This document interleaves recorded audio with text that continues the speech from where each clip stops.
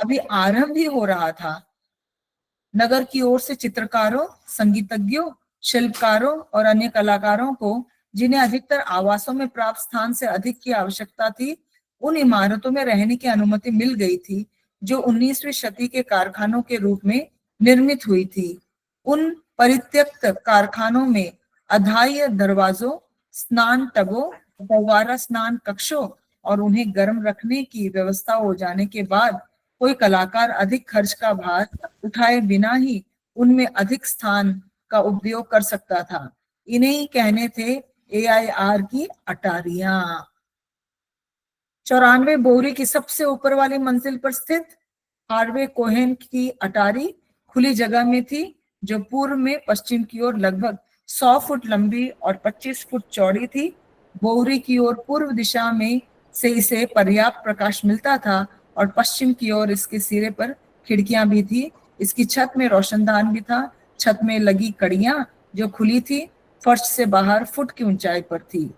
और वे कोहेन ने अपनी अटारी का उपयोग कलाशाला के रूप में किया था और चित्र बनाने के लिए काम में लाए जाने वाले चौखटे अब भी उसकी दीवारों में लगे हुए थे। तो इस प्रकार से यहाँ पर जो है पूरा वर्णन दिया गया है गौरी का, और किस प्रकार से शिला प्रभुपाद जी जो एक बहुत बड़े मिशन को लेते हुए आगे बढ़ना चाह रहे थे, उन परिस्थितियों में वहां पर वे प्रस्तुत हो रहे थे। इसका तात्पर्य यह है जो यहाँ पर विस्तृत रूप से बताया गया है इन सारी चीजों के, कि जहां पर शराब खाने हैं, जहां पर ऐसे लोग हैं जिनका कोई गंतव्य नहीं है, जिनका ऐसा कोई आधार नहीं है कि वे अपने जीवन में कुछ बन सके, उन जैसे लोगों के बीच में रहते हुए शिला प्रभुपाद जी अपने इस बड़े ही मिशन को लेते हुए आगे बढ़ रहे थे। और साथ साथ में हम जैसे जो श्रोतागण पाठकगण है, इन हम लोगों को जो है भक्ति में किस प्रकार से हम आगे बढ़ सकते हैं, शिला प्रभुपाद के कठिनाइयों को समझते हुए किस प्रकार से हम जो है उनके पद चिन्हों पर चलते हुए इस भक्ति भाव को आगे बढ़ा सकते हैं, ये जो हमें आत्मसात करना होगा। जगत गुरु शिला प्रभुपाद की जय। शिला प्रभुपाद लीला अमृत की जय। हरे कृष्णा। हरे कृष्णा। बहुत बहुत धन्यवाद माता जी, और आप सब भक्तों का हार्दिक स्वागत है इस 51 डेज जन्माष्टमी चैलेंज में फिर से। तो प्रभु जी जुड़ गए क्या भागवत प्रभु? जी प्रभु जी। ओके, तो हम सब बहुत सौभाग्यशाली है कि आज फिर से हमारे बीच में इस गीतामित प्रभु जी आए हैं। और इस जन्माष्टमी का अभी कुछ ही दिन बाकी है जन्माष्टमी के लिए, हमारे बीच 10 दिन 12 दिन हमारे पास समय है। तो आज से हम ये शुरू कर रहे हैं श्रीमद् भागवतम की जो कक्षा है भगवान कृष्ण से संबंधित। तो आज जो प्रवचन होगा ये भगवान कृष्ण की पूरा जीवनी, जो लाइफ हिस्ट्री है भगवान कृष्ण का सारांश में, और हम सब प्रभु से परिचित ही हैं। तो प्रभु जी हम सबके प्रेरणा स्रोत हैं, शिक्षा गुरु है, और प्रभु जी इस कथा का आस्वादन करेंगे हम सबको। तो हम सब जोर से हरे कृष्ण महामंत्र बोल के प्रभु जी का स्वागत करते हैं। हरे कृष्णा कृष्णा कृष्णा हरे हरे, हरे राम राम राम हरे हरे। इसके सीतामित प्रभु जी की जय। हरे कृष्ण। आवाज आ रही मेरी? जी प्रभु जी। अच्छा, तो राधा माधव गाना है थोड़ा? जी प्रभु जी। तो मैं ही गाऊंगा। जय राधा माधव जय कुंज बिहारी, जय राधा माधव जय कुंज बिहारी, जय गोपी जन वल्लभ जय गिरिवर धारी, जय गोपी जन वल्लभ जय गिरिवर धारी, जय यशोदानंदन जय ब्रज जन रंजन, जय यशोदानंदन जय ब्रज जन रंजन, जय यमुना तीरावनचारी जय कुंज बिहारी, जय यमुना तीरावनचारी जय कुंज बिहारी, जय राधा माधव जय कुंज बिहारी नित्य गौर हरि बोल हरि बोल हरि बोल हरि बोल जय प्रभु पदम प्रभु पदम प्रभु पदा जय प्रभु पदम जय ओम विष्णुपाद परमहंस परिव्राजकाचार्य अष्टोत्तर सहस्री श्रीमद् ग्रेस अभय चरणारविंद भक्ति वेदांत स्वामी श्रील प्रभुपाद की जय नित्य लीला प्रविष्ट इस्कॉन फाउंडर आचार्य saviour of the whole world Srila Prabhupada की जय नामाचार्य हरिदास ठाकुर की जय प्रेम से कहो श्री कृष्ण चैतन्य प्रभु नित्यानंद श्री अद्वैत गदाधर श्रीवासादि गौर भक्ति वृंद की जय श्री श्री राधा पार्थ सारथी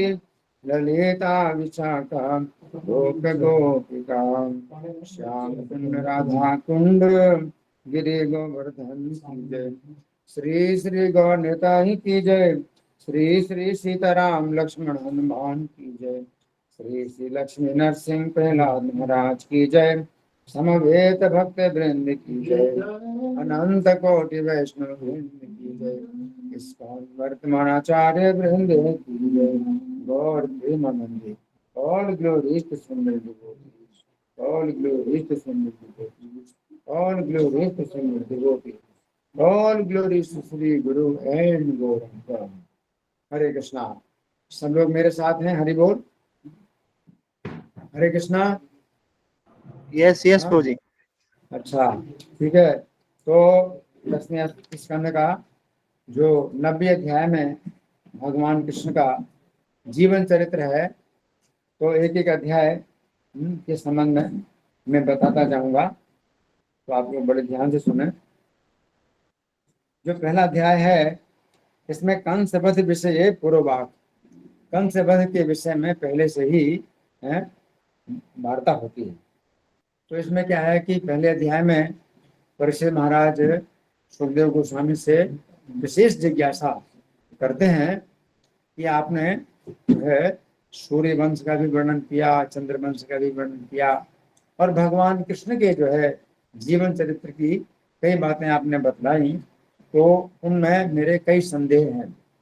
तो परीक्षित महाराज ने भगवान कृष्ण के जीवन चरित्र में कई प्रकार के संदेह प्रकट किए और ये कहा सुखदेव गोस्वामी से कि आप जो है मुझे श्री कृष्ण के जीवन चरित्र का जो है प्रत्येक वर्णन कीजिए प्रत्येक चरित्र का वर्णन कीजिए जो आपने बताया हो पहले से वो भी और जो नहीं बताया हो वो भी वर्णन कीजिए। तो चूंकि सुखदेव गोस्वामी ने श्री कृष्ण का पूरा जीवन चरित्र पूछा और परीक्षित महाराज की आयु ज्यादा नहीं रह गई 7 दिन की थी तो 3 दिन या 4 दिन तो अभी हो चुके हैं अब केवल जो है 3 या 4 दिन और बाकी बचा। इसमें सुखदेव गोस्वामी परीक्षित महाराज को भगवान कृष्ण के जो है जीवन चरित्र का जो है विस्तार में वर्णन नहीं कर सकते क्योंकि संपूर्ण वर्णन करना है तो फिर संक्षिप्त ही वर्णन उन्हें करना पड़ेगा क्योंकि सभी उसमें लीलाएं शामिल करना है। तो उसमें फिर सबसे पहले ये बताया जाता है कि भगवान ने जो है जब देखा अपने धाम में है भगवान श्री कृष्ण और जब देखते हैं कि कंस के बहुत अत्याचार हो रहे हैं मथुरा में तो योग माया को आदेश देते हैं योग माया को आदेश देते हैं कि गच्छ देवी ब्रजम भद्रे गोप गोपी रणतम यह देवी तुम ब्रज में जाओ और गोप और गोपियों से सुशोभित जो ब्रज है वहां पर जाओ।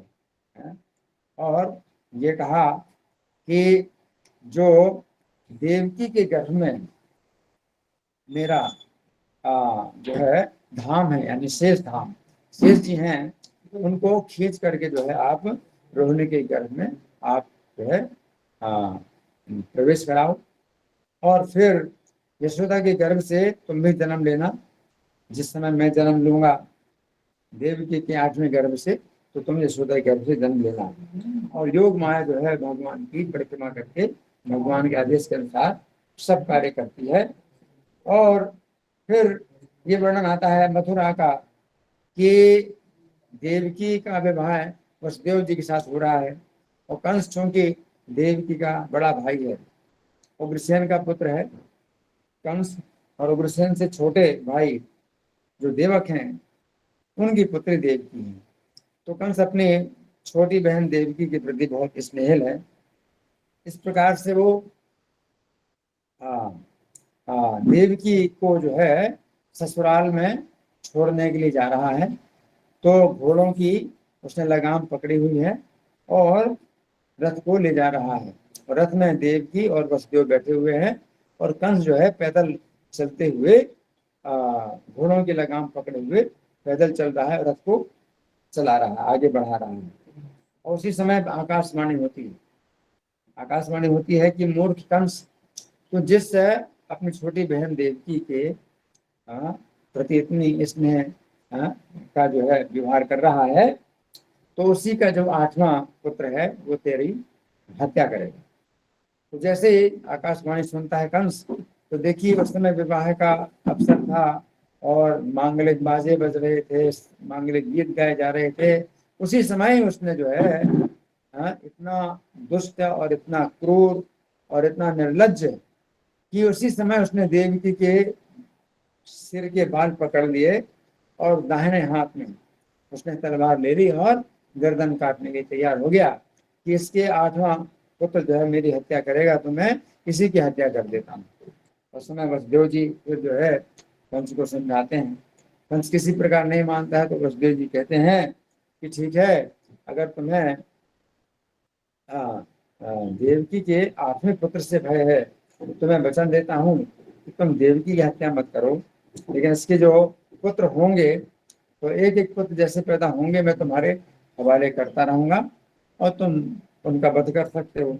इस प्रकार से कंस जो है वसुदेव जी की बात मान लेता है। और फिर पहला जो देवकी का पुत्र होता है, तो वसुदेव देवकी तो अपने घर में आ गए और कंस ने विश्वास कर लिया वसुदेव जी पर, तो घर में आ गए और घर में ही देवकी को जो है पहला पुत्र होता है। तो कंस को जो है वसुदेव जी उस पुत्र को ले जाते हैं कंस के पास, और कंस जो है प्रसन्न हो जाता है, मुझे पहले पुत्र से भय नहीं 8वें पुत्र से भय है, और तुम जो है मुझे 8वां पुत्र देना। और वसुदेव जी जो है जब लौट करके चलने लगते हैं तो नारद जी जो है कंस को समझाते हैं कि देवताओं की गणना जो 8वां पुत्र है उसमें कुछ निश्चित नहीं है कि कौन सा पहला और कौन सा 8वां है। तो तुम्हारे लिए जो है ये सब जो देवता लोग हैं वो तुम्हारे विरोधी हैं, वो जो है यदुवंश में अवतीर्ण हो रहे हैं। तो वसुदेव भी जो है ये देवताओं के अवतार हैं और देवकी भी देवियों के अवतार है, तो देवता और देवी सब यदुवंश में उत्पन्न हो रहे हैं, तो तुम्हारे सब विरोधी हैं। इस प्रकार से कंस फिर वसुदेव जी का विश्वास नहीं करता है, तो पहला पुत्र वसुदेव जी का मार डालता है और वसुदेव देव जी को कारागार में डाल देता है। इस प्रकार कारागार में जो है देवकी के 6 पुत्र लगातार एक एक साल में होते हैं और कंस मारता जाता है। फिर दूसरे अध्याय में ये वर्णन आता है कि अब 7वें गर्भ में भगवान संकर्षण आए और भगवान कृष्ण की आज्ञा से जो है योग माया ने संकर्षण भगवान को देवकी गर्भ से रोहिणी के गर्भ में डाल दिया। और रोहिणी जो है वसुदेव जी की पत्नी है, वो कंस से भयभीत होकर के ब्रज में रहती हैं, नंद महाराज के गोकुल में रहती हैं, नंद महाराज के महल में रहती हैं। तो रोहिणी के गर्भ में बलराम जी को डाल दिया। और फिर 8वां जो गर्भ है उसमें जो है भगवान श्री कृष्ण स्वयं आते हैं गर्भ में। जब गर्भ में भगवान आते हैं तो कंस जो है देखता है देवकी के शरीर से इतना प्रकाश उत्पन्न हो रहा है कि कंस का पूरा कारागार का अंधकार दूर हो रहा है। और कंस ने अब जो है समझ लिया कि देवकी के गर्भ में मेरा शत्रु आ गया है, और अपने शत्रु का चिंतन करने लगा। और जैसे ही पैदा हो मैं उसका वध करूं, उसकी जो है प्रतीक्षा करने लगा। और कंस इस प्रकार दिन रात जो है कृष्ण का चिंतन करने लगा। फिर तीसरा जो अध्याय है, इसमें फिर वर्णन आता है कि जब भगवान श्री कृष्ण का जन्म होता है भाद्रपद के कृष्ण पक्ष की अष्टमी की अर्धरात्रि में, तो भगवान श्री कृष्ण के जो है शरीर से प्रकाश निकलता है और उनका जो पूरा शरीर है ये अद्भुत बालक का शरीर है। ये बालक जो है 4 भुजाओं का है। यद्यपि छोटा सा बालक है, बिल्कुल नवजात शिशु है, लेकिन 4 भुजाओं का शिशु है। उसके हाथ में शंख चक्र गदा पद्म धारण किए हुए हैं, पीत वस्त्र धारण किए हुए हैं, और जो है बड़े सुंदर केस हैं, बालों के मुकुट, आभूषण और जो है वलय और अंगद, ये सब धारण किए हुए बालक। तो देव की जो है फिर भगवान की स्तुति करती हैं, साक्षात भगवान है, और वसुदेव जी भी भगवान की स्तुति करते हैं। इस प्रकार से जो है श्री कृष्ण का के जन्म का वर्णन होता है। तो चौथे अध्याय में क्या हुआ कि जैसे ही भगवान जो है जब बोलते हैं, जब तो यही बोलते हैं कि तुम पिछले जन्म के जो है सुतपा हो, सुतपा नाम के प्रजापति हो, और ये माता देव की पिछले जन्म में कृष्णी महारानी थी, और तुम दोनों ने बहुत तप किया था। और जब मैं वर देने के लिए आया था, इसी रूप में आया था। इस रूप में छोटे से चतुर्भुज रूप में वर देने आया था। तो मेरे इस छोटे से रूप को देख करके तुम्हारी इच्छा हुई कि तुम मुझे पुत्र बनाओ, लेकिन पुत्र बनाने की इच्छा संकोच के कारण तुमने नहीं कहा कि पुत्र बनाना चाहता हूँ आपको, बल्कि कहा आपके समान पुत्र। तो उसमें भी जो है मेरे समान कोई ना होने के कारण मैं स्वयं ही तुम्हारा पुत्र बना।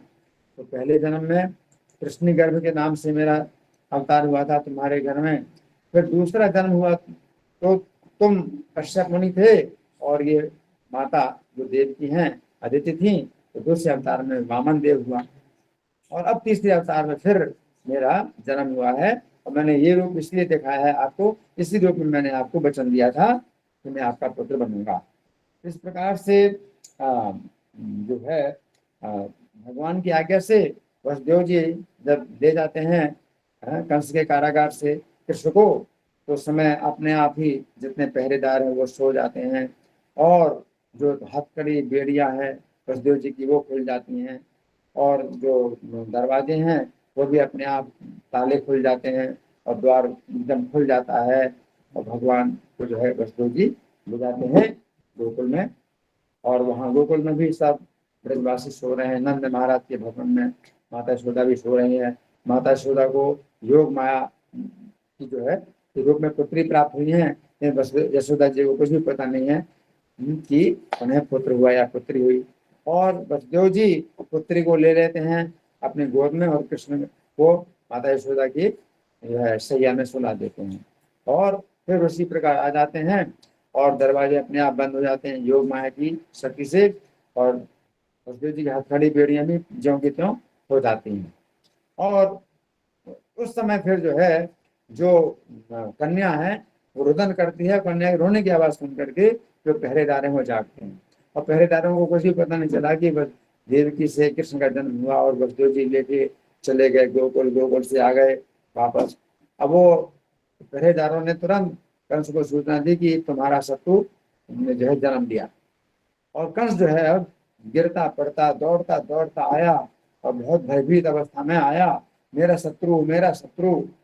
और जब देखा तो ये तो कन्या है, तो देवकी कहती है भैया ये तो तुम्हारी ये तो मेरी कन्या है, और इससे तो तुम्हें कोई भय नहीं है, तो तुम जो है इसका जीवन की रक्षा कर दो। लेकिन वो जो है बड़ा दुष्ट था, क्रूर था, तो देवकी के हाथ से कन्या को छीन लिया, और जैसे 6 पुत्र देवकी के पत्थर पटक करके मारे थे, दीवाल में पछाड़ दिए, उसी प्रकार कन्या के भी पैर पकड़ करके वह दीवाल में पछाड़ना चाहता था कि कन्या उसके हाथ से छूट गई, और पूर्ण जो है विकसित युवती की तरह उसके 8 भुजाएं और उनमें आयुध धारण किए, और जो है कंस को जो है डांट रही है कि मूर्ख, तेरा जो हत्यारा है वो किसी अन्य स्थान में जन्म ले चुका है, और तुम व्यर्थ में अब जो है ये शिशुओं की हत्या मत कर। तो इस तरह से फिर जो कंस है वो फिर क्या करता है कि क्षमा याचना करता है, बहुत क्षमा याचना करता है? और देव जी वसुदेव को कारागार से मुक्त कर देता है। और फिर सवेरे जब हुआ तो अपने मंत्रियों से बताता है। तो जो मंत्री लोग हैं वो जो है असुर थे पूरे, तो आसुरी भाव में हमेशा बोलते हैं। तो वो कहते हैं कि ठीक है महाराज, आपको चिंता करने की जरूरत नहीं है, अभी 10 दिन के अंदर जितने भी बच्चे हुए हैं ब्रज में उन सब का हम वध कर देते हैं। इस प्रकार से जो है कंस की आज्ञा से असुर लोग जो है बच्चों का वध करने के लिए इधर उधर विचरण करने लगे। फिर छठा अध्याय, तो छठा अध्याय है, इसमें क्या है कि नंद महाराज के क्षमा करिए, ये हो गया अब चौथा अध्याय हो गया। अब पांचवा अध्याय, पांचवा अध्याय क्या है कि भगवान सवेरा जब होता है तो नंद महाराज को पता चला कि उनको पुत्र प्राप्त हुआ। ब्राह्मणों को बुलाते हैं और कृष्ण का जन्म संस्कार सब करते हैं और बहुत जो है उत्सव, जन्म का उत्सव होता है, इसे कहते हैं नंद उत्सव। और नंद महाराज जो है चूंकि चिंतित हैं कि वार्षिक कर जो है चुकाना है कंस का, तो कर जो है अभी चुकता कर दिया जाए ताकि वो जो है कंस जो है हमारे घर में जो पुत्र का जन्मोत्सव हुआ है उसमें बाधा ना डाले।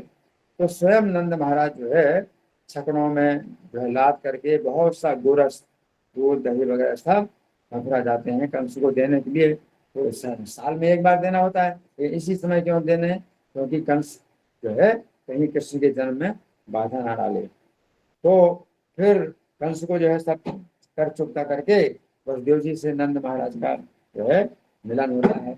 और वसुदेव जी जो है मतलब ये बात प्रकट नहीं करते नंद महाराज से कि उनका ही पुत्र है, जो कि नंद महाराज के घर में। और वसुदेव जी कहते हैं नंद महाराज से कि आप जल्दी जाइए, गोकुल में बड़े उत्पात हो रहे हैं। तो नंद महाराज ये सुन करके फिर कुछ उत्तर नहीं देते, बल्कि चिंतित हो गए कि ब्रज में बड़े उत्पात हो रहे हैं, वसुदेव जी ने क्यों कहा। और इसी चिंता में जो है जब जाते हैं तो क्या देखते हैं कि पूतना जो है मरी पड़ी। तो इसमें फिर वर्णन आता है कि पूतना का वध कैसे हुआ। कि पूतना जो है कृष्ण का जब जन्म का छठा दिन था उस समय वो जो है लक्ष्मी के समान सुंदर युवती और बड़ी सुशोभित स्त्री के रूप में आई। और जो है ब्रज की जो गोपियां हैं वो समझती हैं कि भाई ये लक्ष्मी देवी जैसी आई कौन है, तो कुछ संकोच के कारण बोल भी नहीं पाती। और वो जो है बड़े प्यार से, बड़े जो है मुस्कुराहट के साथ में कृष्ण बालक को जो है अपनी गोद में ले लेती है और विष से भरा हुआ स्तन जो है कृष्ण के मुख में डाल देती है। और श्री कृष्ण जो है जैसे वो कपटी है, कपट चाल चलती है, तो कृष्ण कपटियों के लिए महाकपटी हैं। तो कृष्ण भी जो है छोटे बालक की तरह जो है अपनी चेष्टाएं करते हैं। और बालक की चेष्टाओं में जो है उन्होंने इसका स्तन ऐसे पिया कि उसका जो है विष भी पी लिया और उसके प्राण भी जो है पी गए। और पूतना जो है उस समय छटपटाने लगी, छोड़ दे छोड़ दे, और घर के बाहर आ गए। और घर के बाहर आ गई तब उसका अपना रूप प्रकट हुआ। तो अपना उसका रूप था 1.5 कितना था वो 18 किलोमीटर, 1.5 योजन, 18 किलोमीटर का रूप था। और जितने भी वृक्ष थे उसके शरीर के नीचे सब जो है चूर्ण हो गए। और पूतना जो है गिर पड़ी, बड़ा धमाका हुआ उसके गिरने से। और पूरे ब्रज में जो है जितने स्त्री पुरुष थे सब आ गए, इकट्ठे हो गए, कैसे हुआ क्या हुआ। और सबने देखा कि इतनी बड़ी जो है ये पूतना है जो कृष्ण का वध करने के लिए आई थी। तो फिर जब नंद महाराज वहां मथुरा में जब पहुंचे तब तक पूतना का शरीर गोपों ने काट काट करके और कई चिताएं बनाई। सोचिए 18 किलोमीटर की लंबाई में कोई शरीर को तो कितने काट काट करके टुकड़े किए और चिताएं बनाई। भगवान कृष्ण चूंकि उसका दूध पिया था या स्तन पिया था तो उसका शरीर इतना पवित्र हो गया कि चंदन की सुगंध आ रही उसकी चिता से। इस प्रकार से पूतना का वध हुआ। इसके बाद फिर 7वां अध्याय है सकट तृणावर्ती और बधा। तो सकट के 3 महीने के जब कृष्ण हुए तो 3 महीने में भी जो है जन्म नक्षत्र के कारण जो है माता यशोदा कृष्ण का जो है जन्म उत्सव मना रही थी, जन्म नक्षत्र उत्सव। तो इस जन्म नक्षत्र में श्री कृष्ण को जो है माता यशोदा ने सकट के नीचे सुला दिया। तो कृष्ण सो रहे हैं, स्तन पिलाया और कृष्ण जो है सोने की लीला करते हैं, तो माता यशोदा ने सकट के नीचे कृष्ण को सुला दिया। और जो है जितनी गोपियां आई हैं उनका स्वागत सत्कार कर रही हैं माता यशोदा, और कृष्ण जो है अब जो है सोते सोते जागे, उनको भूख लगी और रो रहे हैं, और माता यशोदा नहीं सुन रही, क्योंकि उनको जो है सब उत्सव का जो है सब भार उनके ऊपर है।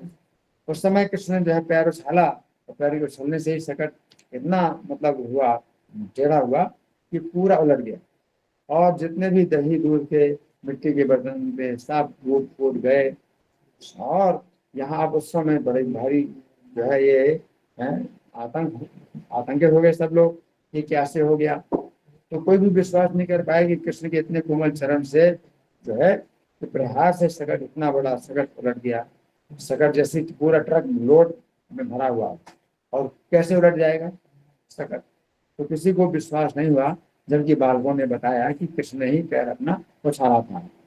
तो इस तरह से सकट का जो है ये भंजन हुआ। फिर तृणावर्त 1 साल की जब कृष्ण हुए तो तृणावर्त जो है जो कि बवंडर के रूप में आया, जिसको क्या कहते हैं चक्रवात, ये जो घुमाती है, जो कूड़े जो होते हैं जो हल्के हल्का पत्तियां होती हैं घूमती हैं और ऊपर उठती हैं, तो वो जो है सकट ये तृणावर्त जो है चक्रवात के रूप में जो है गोकुल में आया, और इतना उसने धूल उड़ाई कि ब्रजवासी जितने थे गोकुलवासी वो सब उनकी आंखें बंद हो गई, अंधेरा हो गया धूल के कारण, कुछ दिखाई नहीं पड़ रहा। और उसी में ही जो है वो कृष्ण को उड़ा करके ले गया। और कृष्ण को जब उड़ा करके ले गया तो फिर क्या करता है कि वो बहुत ऊंचाई पर जब चला गया तो अब जो है वो कृष्ण को गिराना चाहता है। तो कृष्ण को कैसे गिराएगा, कृष्ण जो है अपने हाथों से उसका गला ही पकड़ लिया और अपना इतना वजन बढ़ाया कि अब उसकी गति रुक गई और अब वो नीचे आने लगा। जब नीचे आने लगा तो कृष्ण बहुत भारी थे, तो कृष्ण नीचे थे और तृणावर्त ऊपर था, लेकिन फिर कृष्ण ने अपना वजन इतना हल्का कर दिया कि कृष्ण ऊपर हो गए और वो तृणावर्त का शरीर जो है नीचे हो गया। और इस प्रकार से जब गिरा जमीन में तो उसका शरीर ये जो है छितरा गया, पूरा छितरे हो गए, और कृष्ण जो है उसकी छाती के ऊपर खेल रहे हैं। तब जो है गोकुल वासियों को जो है मतलब लगा कि हमारा जो बालक है ये मृत्यु के मुख से बच गया। तो कोई भी कृष्ण की शक्ति को नहीं पहचान सकता, और सब कृष्ण से प्रेम करते हैं, और ज्यादा प्रेम बढ़ जाता है कि कृष्ण की बड़ी भारी संकट से रक्षा हो गई। इसके बाद फिर 8वां अध्याय है, तो श्री कृष्ण की बाल क्रीड़ाएं का वर्णन आता है। और माता यशोदा जब कृष्ण को स्तन पिला रही हैं तो जो है माता यशोदा कृष्ण का सुंदर मुख देख रही हैं और बड़ी प्रसन्न हो रही हैं। और कृष्ण ने जो है स्तन पीने के बाद फिर ऐसे दिखाया कि वो तृप्त हो गए हैं और जमाई ली। और कृष्ण जैसे जमाई ली तो मुंह खुला, जैसे ही कृष्ण ने मुंह खोला तो माता यशोदा तो अपने पुत्र का मुंह देख ही रही थी। तो खुले हुए मुख में माता यशोदा ने पूरा विश्व देखा, संपूर्ण पृथ्वी, सूर्य, चंद्रमा और जितने द्वीप हैं, जितने समुद्र हैं और जितने वर्ष हैं, और गोकुल को भी देखा, गोकुल के अंदर अपने को भी देखा कृष्ण के मुख में। तो माता यशोदा जो है बड़ी जो है विस्मित हो गई, और फिर वो सोचने लगी कि शायद ये मेरे बालक का ही जो है इतना बड़ा महात्म्य हो। लेकिन जब माता यशोदा को ऐसा लगा कि मेरे बालक में ही ऐसी जो है शक्तियां हैं, तो भगवान ने जो है उस समय माता यशोदा के ज्ञान को ढक दिया, अपने योग माया के द्वारा उनका ज्ञान ढक दिया, और माता जो है इस बात को भूल गई। फिर 9वां अध्याय है, तो 9वां अध्याय में ये बताया गया है कि श्री कृष्ण जो है घर में अकेले हैं, माता यशोदा अकेली हैं, और जो घर की दासियां हैं वो अपने अपने घरों में चली गई। अगले दिन चूंकि गोवर्धन पूजा का उत्सव है, तो कृष्ण इस समय 7 वर्ष के हैं, नहीं क्षमा करिए 7 वर्ष के नहीं है, नहीं 3.5 वर्ष के हैं। तो 3 साल 2 महीने के कृष्ण हैं। और माता यशोदा को अब चिंता है कि घर में जब दासियां हैं अपने अपने घर चली गई, और घर में रोहिणी भी नहीं, रोहिणी भी चली गई हैं घर से उपनंद के घर में, तो उनको जो है अब आज के खर्च करने के लिए मक्खन जो है कुछ निकालने में, तो कृष्ण जब तक सो रहे हैं तो जितना अधिक सो रहे कृष्ण उतना अधिक वो काम कर पाएंगे। तो माता यशोदा इस प्रकार से सोते रहेंगे, कृष्ण सोते रहेंगे। और बड़े जो है प्यार से कृष्ण को जो है माता यशोदा ने शयन कराया सैया में, और वो कृष्ण की तरफ देखती देखती पीछे की तरफ जा रही हैं, और बड़े जो है आराम से कि आवाज ना हो, और वो दधि मंथन करने लगी। उस समय जो है जो श्री कृष्ण हैं तो वो जाग जाते हैं और रोने लगते हैं, और जब देखते हैं कि माता चली गई तो उनको जो है बड़ा अन्याय लगता है कि माता ने बड़ा अन्याय किया मेरे साथ।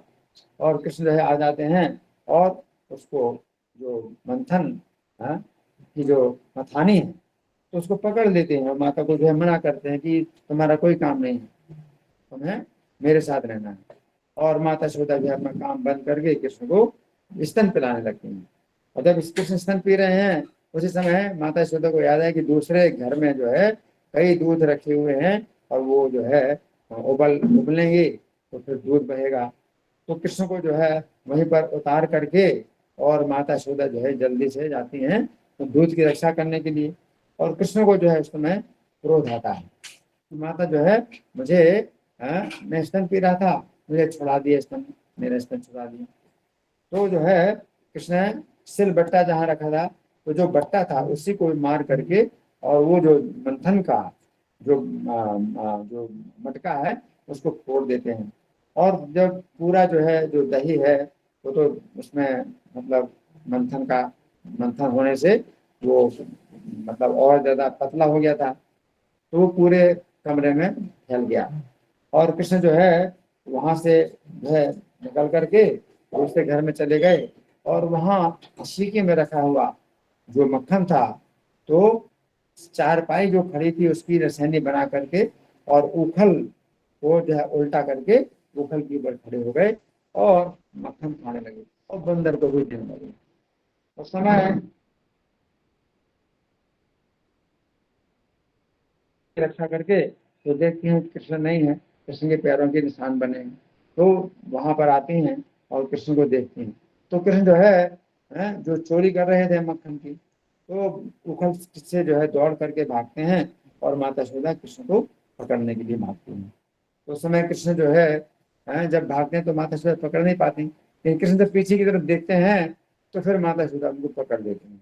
माता यशोदा पकड़ लेती हैं और कहती हैं कि तुम जो है बड़े चंचल हो, हैं, और तुमने वो भी जो है मंथन का जो पात्र है वो भी तोड़ा है, हैं, तो तुमने मक्खन का भी जो है चोरी की है, हैं। इस तरह से कृष्ण के ऊपर दोष लगाती हैं और उखल से जो है कृष्ण को बांध देती है। तो अब कृष्ण जो है बंध जाते हैं उखल से। इसके बाद फिर 10वां अध्याय है।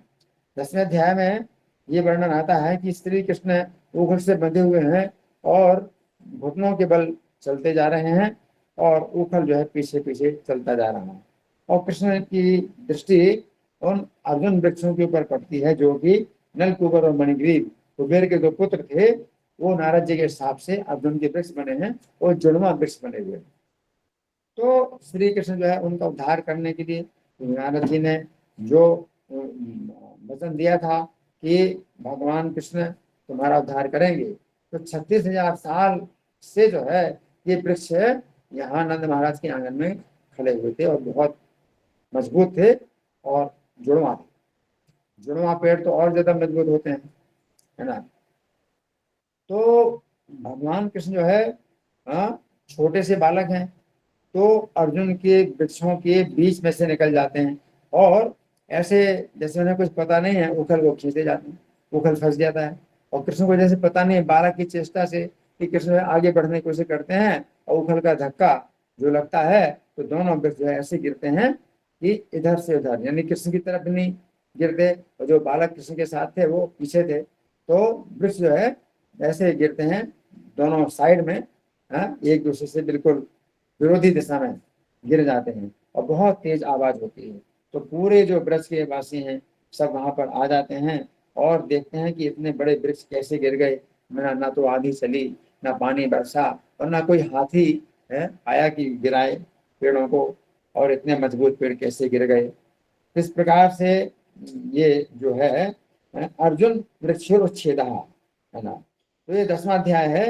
अर्जुन के वृक्ष जो है जब उच्छेद हो गए, यानी जड़ से निकल गए, जड़ से उखड़ गए, तो नलकुबर मणिग्रीव स्वरूप लाभा। तो उस समय क्या है कि नलकुबर और मणिग्रीव, क्योंकि ब्रजवासी उस समय मूर्छित पड़े हुए थे तो कोई आया नहीं, तो एक घड़ी के लिए 24 मिनट के लिए ब्रजवासी सब मूर्छित पड़े थे तो कोई आया नहीं। और इतनी देर में नलकुबर मणिग्रीव उन वृक्षों से निकले और अपने चमचमाते हुए वस्त्रों आभूषणों से भगवान के चरणों की वंदना करते हैं और स्तुति करते हैं और भगवान की आज्ञा से उत्तर दिशा की ओर चले जाते हैं। और तब उसके बाद फिर क्या होता है, इसके बाद क्या होता है कि जितने गोकुलवासी हैं सब आते हैं, इकट्ठे होते हैं और सोचते हैं कि क्या हुआ क्या हुआ। तो बालक हैं वो बताते हैं कि कृष्ण ने उखल को खींचा था और इसलिए जो है ये गिर गए। तो कोई विश्वास नहीं करता। और बच्चों ने बताया कि 2 चमचमाते पुरुष भी निकले थे इन वृक्षों से, कृष्ण की स्तुति कर रहे थे, तो तभी किसी ने विश्वास नहीं किया। इस प्रकार से ये जो है इसमें वर्णन आता है। इसके बाद 11वां अध्याय है, इसमें गोकुल से जो है बाहर जाते हैं, क्योंकि सब जो ब्रजवासी हैं वो विचार करते हैं कि कृष्ण बलराम के ऊपर जो बड़े संकट आ रहे हैं तो ये स्थान जो है रहने लायक नहीं है। इस प्रकार से वृंदावन में जो है वो शिफ्टिंग करते हैं। और उसमें उस समय जो है फिर जब बछड़े चराते हैं कृष्ण, तो वत्सासुर उनके बछड़ों में मिल जाता है और भगवान कृष्ण समझ जाते हैं कि ये बछड़ा नहीं है, ये जो है एक असुर है। तो भगवान कृष्ण बड़ी तेजी से बड़ी जल्दी उसके पीछे पैर पकड़ते हैं और घुमा करके जो है मारते हैं, है ना। तो वहां जो ताल के वृक्ष हैं, कैंथे के वृक्ष हैं, वो सब गिरते हैं, है ना। तो इस प्रकार से वत्सासुर का वध होता है। फिर एक दिन जो है कृष्ण फिर बछड़ों को चराने के लिए वन में गए हुए हैं, तो बकासुर आता है जो बगुले के रूप में आता है। तो बगुले के रूप में कृष्ण को जो है वो निगल जाता है। कृष्ण को निगल जाता है तो फिर कृष्ण क्या करते हैं कि उसकी चोंच को जो है अपने हाथ से एक चोंच को ऊपर करते हैं और एक चोंच जो है अपने पैरों से दबा करके ऐसे चीर देते हैं जैसे कोई तिनके को चीरे, और बकासुर का वध हो जाता है। इसके बाद फिर 12वें अध्याय में अघासुर का जो है वर्णन आता है कि बछड़ों को जो चराते हुए कृष्ण जब वन में आते हैं तो रास्ते में वो जो है इतना बड़ा अजगर बन करके लेट जाता है कि जो बालक हैं वो सोचते हैं कि ये तो एक मार्ग है लाल रंग का, उसकी जीभ है, तो लाल रंग का ये बहुत बढ़िया सड़क है। और ये जो ऊपर का जब जबड़ा था तो उनको लगता है कि ये जो है मेघों से आच्छादित है। और वो सोचते हैं कि ये वृंदावन की बड़ी शोभा है। और जितने बछड़े हैं उनको लेकर के सब बालक जो है उसके ही पेट में चले जाते हैं। और इस प्रकार से अघासुर ने अभी भी अपना मुंह बंद नहीं किया, क्योंकि वो कृष्ण का भी प्रतीक्षा कर रहा था कि कृष्ण जब आएंगे तो वो मुंह बंद करेगा। हरे कृष्ण प्रभु जी। भगवान कृष्ण उसके मुंह में प्रवेश करते हैं तो उसका फिर हाँ नेट का थोड़ा सा इश्यू।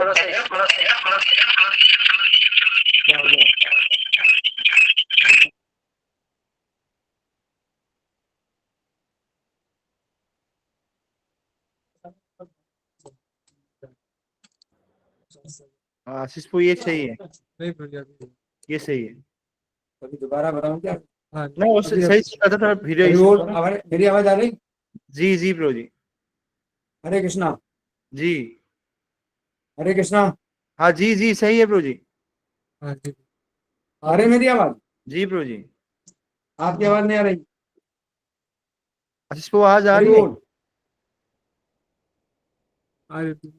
हरि बोल। आशीष को सही है प्रभु जी। जी जी तो वो बोले ना हरे कृष्णा बोल रहे हैं प्रभु जी, आवाज आ रही है। अच्छा तो आगे मैं बताऊं, आपने कहाँ तक सुना? मुझे अघासुर के मुंह में बच्चे लोग गए।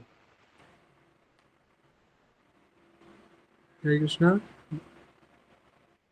आशीष को आवाज नहीं आ रही है? कंटिन्यू कर लीजिए। कंटिन्यू करें। तो फिर अघासुर के जो है मुख में प्रवेश कर जाते हैं, और भगवान कृष्ण जब अघासुर के मुख में प्रवेश करते हैं तो अपने शरीर को इतना बड़ा कर देते हैं कि जो है उसका जो है जो प्राण है वो तालू से निकल करके बाहर चले जाते हैं। जब भगवान बाहर आते हैं तो उसका जो जो प्राण है वो जो जीवात्मा है वो भगवान कृष्ण के शरीर में प्रवेश कर जाता है, अघासुर का वध होता है।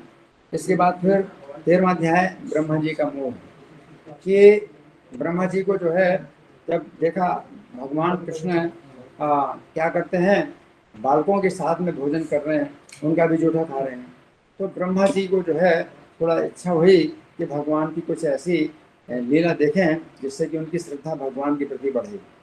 तो उन्होंने फिर भगवान के जितने बछड़े थे और बालकों के भी बछड़े थे सबको जो है हरण कर लिया। तो जब भगवान जो है बालकों को ये बोल करके कि मैं अभी बछड़ों को लेके आता हूँ, आप लोग भोजन करते रहो, तो भगवान जब वन में चले गए बछड़ों को ढूंढने के लिए, तो ब्रह्मा जी ने बालकों को भी चुरा लिया। इस प्रकार से भगवान कृष्ण अकेले अब हैं, ना उनके बछड़े मिल रहे ना बालक मिल रहे। तो भगवान ने तुरंत जान लिया कि ब्रह्मा जी ने बछड़े और बालकों का हरण कर लिया है। तो ब्रह्मा जी को भी संतुष्ट करने के लिए और जो ब्रज की गौएं और माताओं को संतुष्ट करने के लिए भगवान ने अपने स्वयं ही जो है उतने रूप धारण कर लिए जितने बछड़े थे, जितने बालक थे। अब ये जो है बालक और बछड़े स्वयं श्री कृष्ण हैं, और 1 साल तक ये जो है मतलब चलता रहा कि ब्रजवासियों को भी पता नहीं चला कि क्या मतलब अंतर है कि श्री कृष्ण के प्रति जितना प्रेम था तो ब्रजवासियों का उन बालकों के प्रति उतना प्रेम मतलब हो रहा है, अपने बच्चों के प्रति भी उतना प्रेम हो रहा है। तो बड़ा आश्चर्य था। इसके बाद फिर बलराम जी ने जब देखा कि ये क्या बात है, मेरा भी कृष्ण के प्रति जितना प्रेम है उतना इन बालकों बच्चों के प्रति भी हो रहा है, तो क्या रहस्य है। तो बलराम जी ने जब भगवान से पूछा तो भगवान ने रहस्य बता दिया। और फिर ब्रह्मा जी आए देखने के लिए 1 साल के बाद कि वहाँ क्या समाचार है, बालक और बछड़े जब मैंने चुरा लिए तो अब उनके बिना ये कैसे ब्रजवासी लोग रह रहे हैं। तो ब्रह्मा जी जब देखते हैं तो सब ज्यों कहते हैं उस चोरी हुई नहीं, और ब्रह्मा जी सोचते हैं कि अब असली कौन है नकली कौन है, मैंने जो चुराए वो असली हैं या यहाँ पर हैं जो बछड़े बालक वो असली हैं। ब्रह्मा जी जो है फिर बड़ा मोहित हो गए।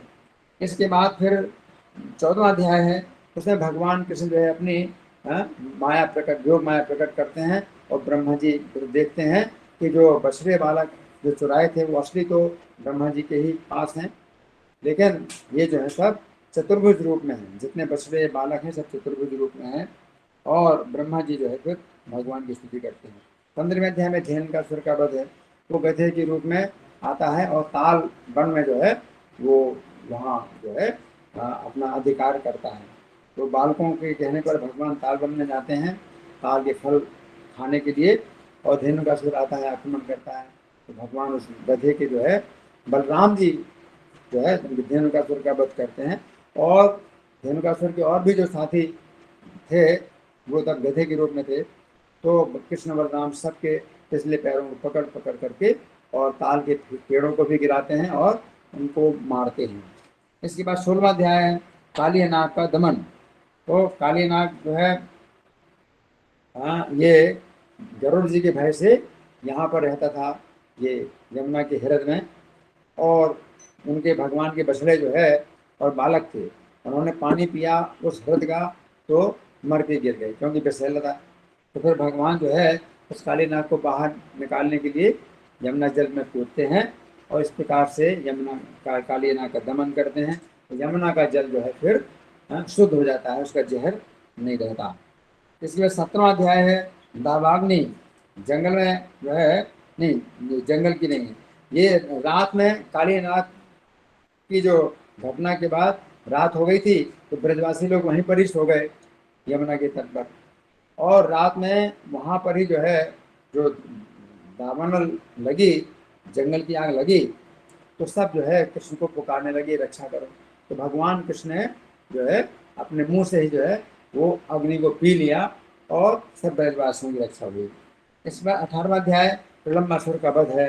तो प्रलम्बासुर जो है भगवान कृष्ण जिस समय वन में खेल रहे हैं और ये प्रलम्बासुर जो है एक गोप बालक का रूप धारण करके आ गया और बलराम जी को जो है वो लेकर के जब भाग रहा है तो बलराम जी जो है अपनी मुष्टि का प्रहार करते हैं उसके सिर पर और वो भी जो है 2 योजन ऊंचा लंबा 2 योजन के मतलब 24 किलोमीटर ऊंचा। तो प्रलम्बासुर इतना बड़ा असुर जो है वो जब बन गया अपने रूप में तो बलराम जी ने गिराया उसका जो है वध किया। इसमें 19वां अध्याय है।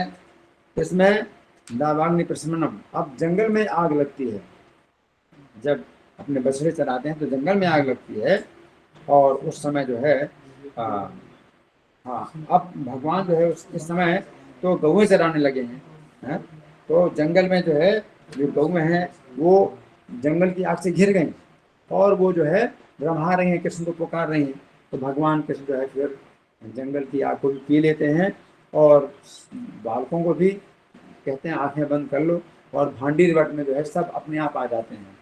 इसके बाद फिर वर्षा ऋतु का और शरद ऋतु का वर्णन इसमें 20वें अध्याय में आता है।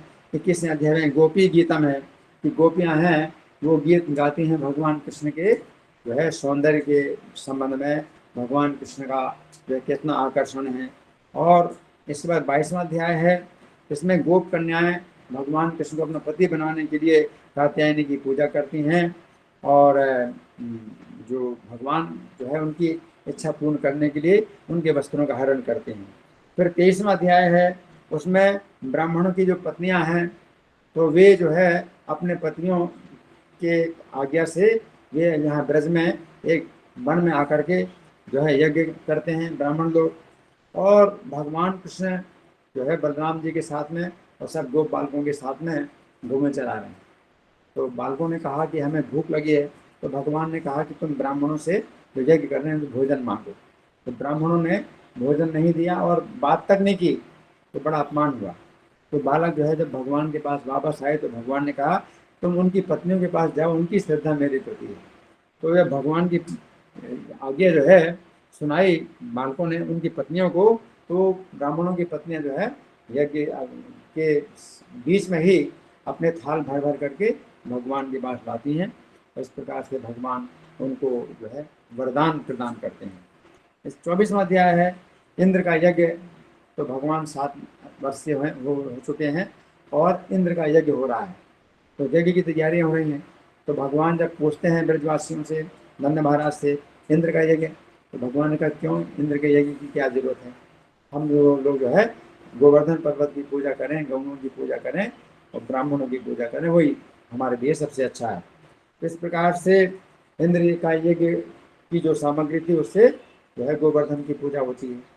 फिर 25वां अध्याय में इंद्र को जब पता चला कि कृष्ण के कहने से ब्रजवासियों ने मेरी पूजा बंद करा दी तो सामर्थक मेघों को आज्ञा दी कि पूरे ब्रज को जो है बहा दो अपने वर्षा से। तो वर्षा होती है, ऐसी वर्षा होती है हाथी की सूंड के समान मोटी धारा और भगवान कृष्ण जो है गोवर्धन पर्वत का को धारण करते हैं। तो 26वां अध्याय इसमें नंद का जो है सब गोपों के साथ में संवाद होता है कि गोवर्धन धारण किया, अब तो जो है कोई मतलब कुछ सोच नहीं सकता कि भाई कृष्ण नहीं है और कोई दूसरी शक्ति से गोवर्धन पर्वत धारण किया। बाकी तो जितने असुर मारे तो सब ब्रजवासी सोचते थे कृष्ण की रक्षा हो गई, कैसे रक्षा हो गई, लेकिन यहाँ तो गोवर्धन पर्वत सबके सामने धारण किए हैं। तो नंद से पूछते तो नंद महाराज ने गोपों को बताया कि गर्गाचार्य ने कृष्ण के जन्म के समय ये बातें बताई थी। तो कृष्ण के शरीर में भगवान नारायण स्वयं निवास करते हैं। इसके बाद फिर 27वां अध्याय है इंद्र कृता कृष्णाभिषेक। इंद्र जो है फिर मौका देख करके आते हैं। इंद्र ने जो वर्षा की थी तो उस वर्षा का जो है अपराध जो इंद्र ने किया था क्षमा मांगते हैं और इंद्र फिर जो है श्री कृष्ण का अभिषेक करते हैं। ऐरावत हाथी से जो सूंड से आकाश गंगा का जल जो लाए थे और सुरभि गाय जो है अपने दूध से उससे गोविंद कुंड जो है बन जाता है जो कि दूध है और आकाश गंगा का मिश्रित जल है। इसके बाद फिर 28वां अध्याय है। उसमें नंद महाराज जो है जब एकादशी का व्रत करते हैं और एकादशी के व्रत के बाद जो है स्नान करने जाते हैं सवेरे, तो पता नहीं चलता कि रात का समय है अभी कि ब्राह्मण मुहूर्त अभी नहीं आया है, और वो यमुना में स्नान करते हैं तो रात्रि का समय था और उस समय घड़ी नहीं थी, तो इसलिए पता नहीं चला। तो नंद वरुण के जो सेवक हैं नंद महाराज को पकड़ करके वरुण लोक ले जाते हैं, और जैसे नंद महाराज गायब हो गए तो सब ब्रजवासी चिंतित हो गए। तो भगवान कृष्ण और बलराम जो है वरुण लोक में जाते हैं और वरुण देवता उनकी चरणों की वंदना करते हैं, क्षमा मांगते हैं, तो नंद महाराज को कृष्ण बलराम वापस ले आते हैं। इसके बाद 29वां अध्याय है, उसमें श्री कृष्ण का के साथ में गोपियों की जो है रासलीला होती है। और 30वें अध्याय में कृष्ण जो है जब गोपियों में कुछ मान देखते हैं तो उनका मान भंग करने के लिए अंतर्धान हो जाते हैं, गोपियाँ उनको ढूंढती हैं। 31वें अध्याय में गोपियों के का गीत है कि बड़े विनम्रता से कृष्ण से प्रार्थना करती हैं कि आप हमें दर्शन दीजिए। और फिर 32वें अध्याय में श्री कृष्ण जो है गोपियों को दर्शन देते हैं और उनके प्रेम का जो है भगवान कृष्ण प्रशंसा करते हैं।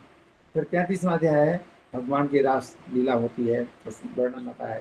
34वें अध्याय में सुदर्शन नाम का जो है एक विद्याधर था, तो वो जो है ऋषि मुनियों का अपराध करने के कारण शापवश जो है अजगर का रूप धारण करके रहता था। तो अंबिका वन में जब नंद महाराज आए थे, अंबिका वन में जब नंद महाराज ने जो है रात्रि में वहाँ पर शयन किया था और जो है शिव जी की पूजा की थी, तो सोते सोते नंद महाराज को उन अजगर जो है निगलता है।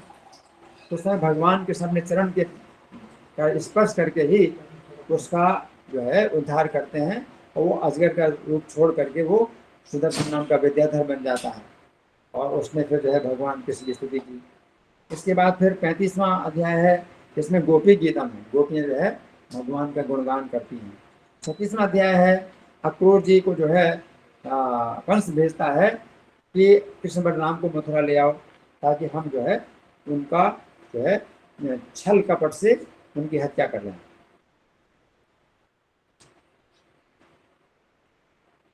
तो अक्रूर जी आते हैं और कृष्ण बलराम को जो है लेने के लिए अक्रूर जी जो है मथुरा से चलते हैं। और यहाँ पर इसी बीच में कृष्ण जो है जो गौएं चरा रहे हैं वन में, तो केसी नाम का जो घोड़ा है वो एक असुर था, कंस का भेजा हुआ घोड़े के रूप में आता है और भगवान कृष्ण केसी का वध करते हैं। इसके बाद व्योमासुर जो मैदानों का पुत्र था वो भी जो है भगवान कृष्ण के जो साथी बालक थे उनको अपहरण करता है, भगवान कृष्ण व्योमासुर का भी फिर वध करते हैं। फिर अक्रूर तब तक जो है शाम हो गई थी और कृष्ण जो है अपने गोष्ठ में आ चुके थे, तो गोकुल में अक्रूर जी आए और फिर 39वें अध्याय में कृष्ण बलराम के साथ में अक्रूर जी जो है मथुरा चल पड़ते हैं। और फिर रास्ते में यमुना जी पड़ती हैं, तो रास्ते में यमुना जी तो नहीं पड़ती गोकुल वृंदावन से मथुरा, परंतु अक्रूर जी ऐसे रास्ते से आए कि यमुना जी में वो स्नान करना चाहते थे। तो यमुना जी स्नान जब किया तो कृष्ण बलराम को देखा कि साक्षात भगवान जो है ये कृष्ण है और जो है बलराम जी हैं वो शेष जी सैया पर शेष जी बने हुए हैं। तो स्तुति करते हैं अक्रूर जी भगवान कृष्ण और बलराम की। इसके बाद फिर 41वां अध्याय में श्री कृष्ण जो है मथुरा पहुंच जाते हैं अक्रूर के रथ से उतर करके और फिर मथुरा का जो है दर्शन करने के लिए अपने सखाओं के साथ में घूमते मथुरा में। तो उसमें जो है सुदामा माली के ऊपर कृपा करते हैं और कंस के धोबी का वध करते हैं और वहाँ जो दर्जी होता है तो उसके ऊपर भी कृपा करते हैं। फिर 42वां अध्याय, अब 42वें अध्याय में भगवान कृष्ण और बलराम जो है वो कंस की रंगशाला में प्रवेश करते हैं। तो उसमें फिर रास्ते में क्या है कि कुवलयापीठ नामनो रजस बधा, कि वो रंगशाला के पहले ही जो है कुबल्या पीठ को जो है सिखा करके रखा हुआ था महावत ने, किसने, बलराम को मारने के लिए। तो भगवान कृष्ण जो है कुबल्या पीठ का वध करते हैं। और इसके बाद 44वां अध्याय है कि कृष्ण जो है जितने भी मल्ल योद्धा हैं, अक्रूर, ये चाणूर और मुष्टिक, सल, तोसल, ये सब इनका वध करते हैं और फिर कंस का भी वध करते हैं।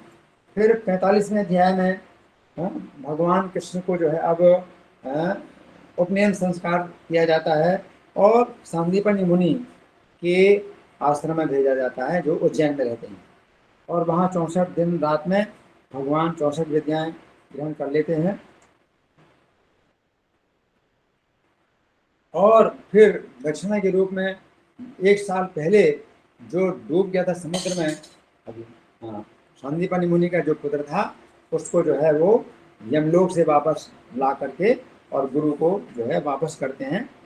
फिर 46वां अध्याय, उसमें जो है उद्धव जी को भगवान कृष्ण भेजते हैं गोकुल वृंदावन में कि नंद महाराज, यशोदा हैं और गोपियां हैं, उनको सांत्वना दें। तो उद्धव जी आते हैं। फिर श्री कृष्ण स्वरूप अधिकृत उद्धव उपदेशा।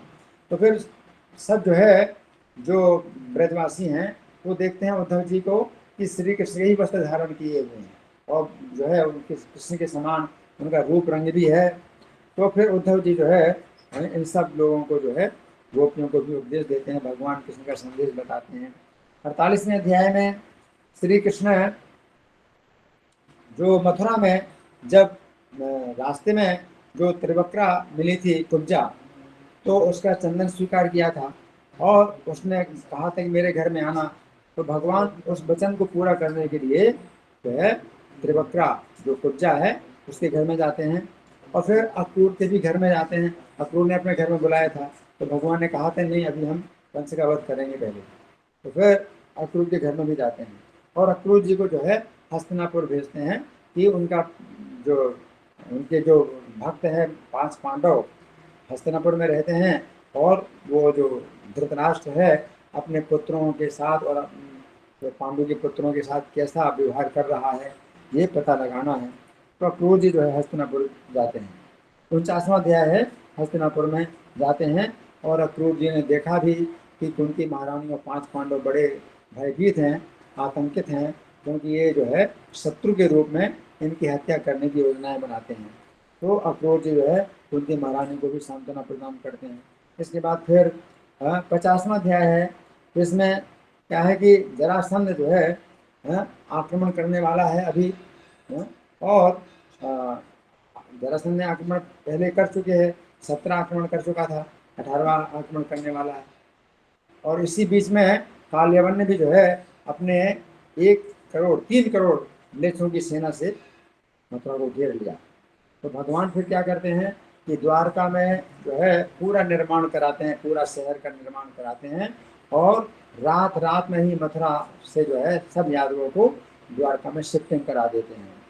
तो फिर 51वां अध्याय में वर्णन आता है कि भगवान कृष्ण जो है अब मथुरा के नहर से बाहर निकलते हैं और जो काल्यवन था वो भगवान का पीछा करता है युद्ध के लिए।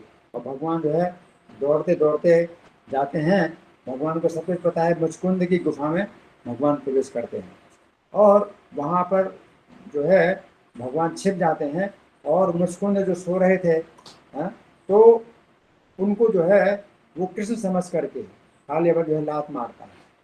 और मुचकुंद को देवताओं ने वर दिया था कि अगर कोई व्यक्ति मूर्खता से तुम्हें जगाएगा तो भस्म हो जाएगा। तो काल्यवन भस्म हो गया और फिर मुचकुंद ने भगवान श्री कृष्ण का दर्शन किया, उनकी स्तुति की। तो 52वां अध्याय, उसमें फिर भगवान कृष्ण अब मथुरा वापस आते हैं और मथुरा में काल्यवन का तो वध हो चुका। अब काल्यवन की सेना को मारते हैं, यवनों की सेना को मारते हैं और जितना भी असीमित धन था छकड़ों में लाद करके और वो द्वारका की ओर चलते हैं। और रास्ते में क्या होता है कि जरासंध जो है अपनी सेना लेकर के आता है और भगवान दिखाने के लिए कि वे भयभीत हैं, तो जितना भी धन था छकड़े सब वो भरे हुए थे धन से, उनको छोड़ करके कृष्ण बलराम भागते हैं। और जो जरासंध है वो सोचता है मूर्खता से कि कृष्ण बलराम मुझसे डर करके भाग गए हैं। और भगवान कृष्ण प्रवर्षण पर्वत के ऊपर चले जाते हैं और वो सोचता है कि इनको मैं आग लगा दूं, तो पर्वत में आग लगा देता है जरासंध। और भगवान कृष्ण और बलराम 88 किलोमीटर ऊंचा जो पर्वत था उससे भी जो है कूद जाते हैं और फिर द्वारका में आ जाते हैं। तो आप कृष्ण बलराम जो है द्वारका में आ गए, और जो मथुरावासी यादव पहले से ही द्वारका में आ गए थे।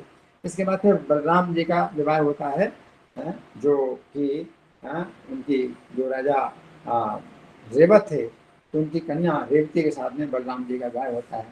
इसके बाद फिर रुक्मिणी का जो विवाह होने वाला है, तो रुक्मिणी के जो पिता दमघोष हैं, तो उनकी तो इच्छा है कि रुक्मिणी का विवाह कृष्ण से किया जाए, लेकिन रुक्मिणी का सबसे बड़ा भाई रुक्मी था, वो अपनी जो है जबरदस्ती जो है रुक्मिणी का विवाह शिशुपाल से कराना चाहता है। तो रुक्मिणी जो है फिर एक पत्र भेजती हैं, एक विश्वास पात्र ब्राह्मण के द्वारा गुप्त संदेश भेजती हैं कि आप मेरा अपहरण कर लीजिए, नहीं तो मेरा विवाह शिशुपाल के साथ होगा और मैं अपना जीवन त्याग दूंगी। इसके बाद फिर 53वां अध्याय, इसमें भगवान कृष्ण जो है रुक्मिणी का समाचार संदेश सुन करके उस ब्राह्मण को अपने रथ में बैठा करके आ जाते हैं कुंदनपुर। और रुक्मिणी का जो है जिस समय विवाह के एक दिन पहले जो पूजन करने के लिए जाती हैं, जो देवी की पूजा करने के लिए, उसी समय भगवान कृष्ण रुक्मिणी का अपहरण करके रथ में बैठा लेते हैं और जितने जरासंध और शिशुपाल और दंतवक्र इन सब की सेनाओं का जो है विनाश करते हैं। और फिर द्वारका में आकर के भगवान जो है रुक्मिणी के साथ विवाह करते हैं। तो 54वां अध्याय है, रुक्मिणी के विवाह का अभिनंदन होता है। तो बड़ा सुंदर वर्णन होता है भगवान कृष्ण का रुक्मिणी के साथ विवाह होता है। फिर 55वां अध्याय है, प्रद्युम्न जी का जन्म होता है। तो सबसे पहले रुक्मिणी से प्रद्युम्न जी का जन्म हुआ, और प्रद्युम्न जी का जन्म हुआ तो 10वें दिन में ही के अंदर ही शंबरासुर एक असुर है, उसको पता चला कि रुक्मिणी के जो पुत्र प्रद्युम्न होंगे उसका वध करेंगे, तो शंबरासुर जो है प्रद्युम्न का जो है अपहरण कर लेता है। इसके बाद 56वां अध्याय, इसमें समंतक मणि की कथा आती है कि सत्यजित नाम के जो यादव थे, सूर्य की पूजा से उन्होंने सूर्य के द्वारा समंतक मणि प्राप्त की, 8 भार सोना जो रोज प्रदान करती थी। और उसमें जो है भगवान कृष्ण ने सत्यजित को कहा ये जो मणि है ये इतनी कीमती है कि राजा उग्रसेन को दे दो। तो कुछ बोला नहीं और भगवान की इस प्रकार से अवज्ञा कर दी। तो प्रसेनजित जो है गले में मणि बांध करके जब वन में जाता है तो एक शेर उसका वध कर देता है और मणि ले लेता है। फिर शेर का वध करते हैं जामवान जी और उस मणि को लेकर अपनी गुफा में चले जाते हैं।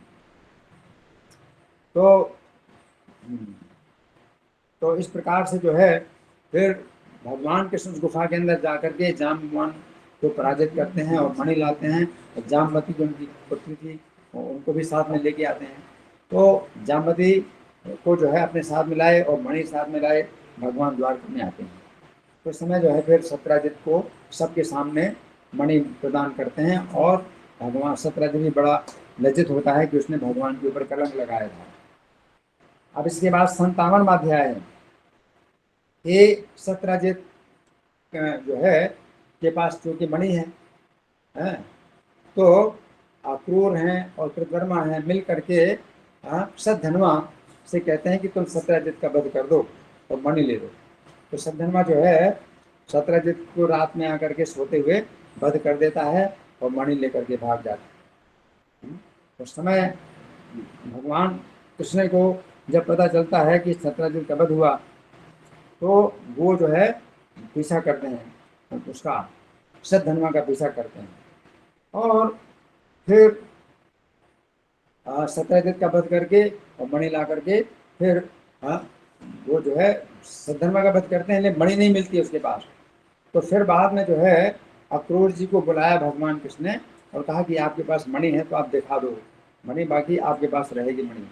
तो अक्रूर को जो है बड़े लज्जित होते हैं और मणि दिखा देते हैं और भगवान कहते हैं इसको आप अपने पास रखो। तो अक्रूर को जो है वो मणि प्रदान कर देते हैं। इसके बाद फिर 58वां अध्याय है, इसमें भगवान कृष्ण के 16,100 विवाह होते हैं जो कि नरकासुर ने जो है उनको बंदी बना करके रखा था। तो ये देवताओं की कन्याएं और गंधर्वों की कन्याएं और राजर्षियों की कन्याएं थी, ये सब उसके जो है कारागार में बंद थी। तो भगवान कृष्ण जो है फिर 59वां अध्याय में भगवान जो है नरकासुर का वध करते हैं। और 7वें अध्याय में फिर जो रुक्मिणी और श्री कृष्ण का एक दूसरे साथ में कुछ संवाद होता है। तो रुक्मिणी जी जो है तो थोड़ा सा ये अभिमान होता है कि मैं ही एकमात्र कृष्ण की प्रिय पत्नी हूँ, कृष्ण मेरे साथ में रहते हैं। तो सब पत्नियां ऐसे इस प्रकार से सोचते हैं कि कृष्ण मेरे साथ रहते हैं। तो भगवान कृष्ण जो है रुक्मिणी का भी जो है मान भंग करते हैं और फिर रुक्मिणी को सांत्वना प्रदान करते हैं। फिर 61वां अध्याय, जो रुक्मिणी के पुत्र प्रद्युम्न थे और प्रद्युम्न के पुत्र अनिरुद्ध हुए। तो अनिरुद्ध का जो है जो दर्शन है वो बाणासुर की पुत्री उषा को जो है स्वप्न में होता है। और वो जो है चित्रलेखा नाम की उनकी जो सहेली है वो पता लगा लेती है कि वो अनिरुद्ध जी द्वारका में है, तो अनिरुद्ध जी का अपहरण कर लेती है और उषा के महल में अनिरुद्ध जी जो है गुप्त रूप में निवास करते हैं। बाणासुर को जब पता चलता है अनिरुद्ध जी मेरी पुत्री के साथ में जो है मतलब रहता है, तो फिर उसने अनिरुद्ध जी को कैद कर लिया। उस समय फिर जो है 62वां अध्याय, बाणासुर जो है अनिरुद्ध को जब बंदी बना लेता है तो फिर 63वां अध्याय, भगवान कृष्ण को नारद जी जब सूचना देते हैं कि अनिरुद्ध जो है बाणासुर के जो है वहाँ कारागार में बंदी है, तो भगवान कृष्ण जो है यादवों की सेना लेकर के आते हैं और बाणासुर को पराजित करते हैं और अनिरुद्ध का विवाह उषा के साथ होता है और वापस द्वारका में आते हैं। 64वां अध्याय है राजा नृग की कथा। तो राजा नृग जो है एक ऐसे महान राजा थे जिन्होंने गौएं बहुत सी दान में की थी, और वो जो है उनके पास एक ब्राह्मण की गाय गलती से आ गई और इस गाय को उन्होंने दूसरे ब्राह्मण को दान कर दी। तो दोनों ब्राह्मणों में विवाद हो गया। इस प्रकार से वो ब्राह्मण जो है वो गाय को छोड़ के चले गए, गाय नहीं ली किसी ब्राह्मण ने, और राजा नृग को जो है जब जाना पड़ा यमलोक में, तो यमलोक में जो है जो यमराज हैं वो कहते हैं आपका पुण्य तो बहुत है, परंतु आपका थोड़ा सा जो दुष्कर्म हो गया, दोष बन गया, तो आप जो है उस कारण से आप जो है गिरगिट बन गए। तो वो गिरगिट, द्वारका में एक कुआं है उसमें जो है गिरगिट बन के रहते हैं।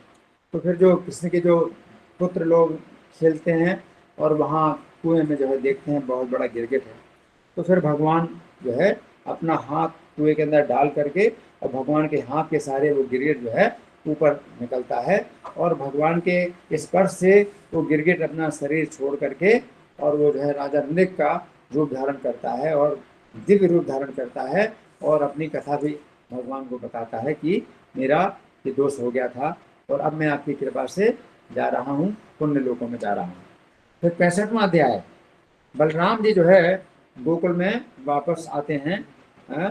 भगवान कृष्ण के गृह में जो गोपियां हैं वो बहुत जो है कष्ट पा रहे हैं गृह में, तो बलराम जी जो है गोकुल में आकर के और उन जो गोपियां हैं उनको सांत्वना देते हैं, और कुछ गोपियां ऐसी हैं जो बलराम जी के ही संपर्क में हैं, उनको जो है संतुष्ट करने के लिए यमुना में भगवान बलराम जी जो है विहार करना चाहते हैं, और यमुना जी जो है चूँकि नहीं आना चाहती हैं, तो बलराम जी यमुना जी को दंड देते हैं, तो यमुना जी उनसे क्षमा मांगती हैं। इसके बाद फिर पौंड्रक वध, 66वां अध्याय।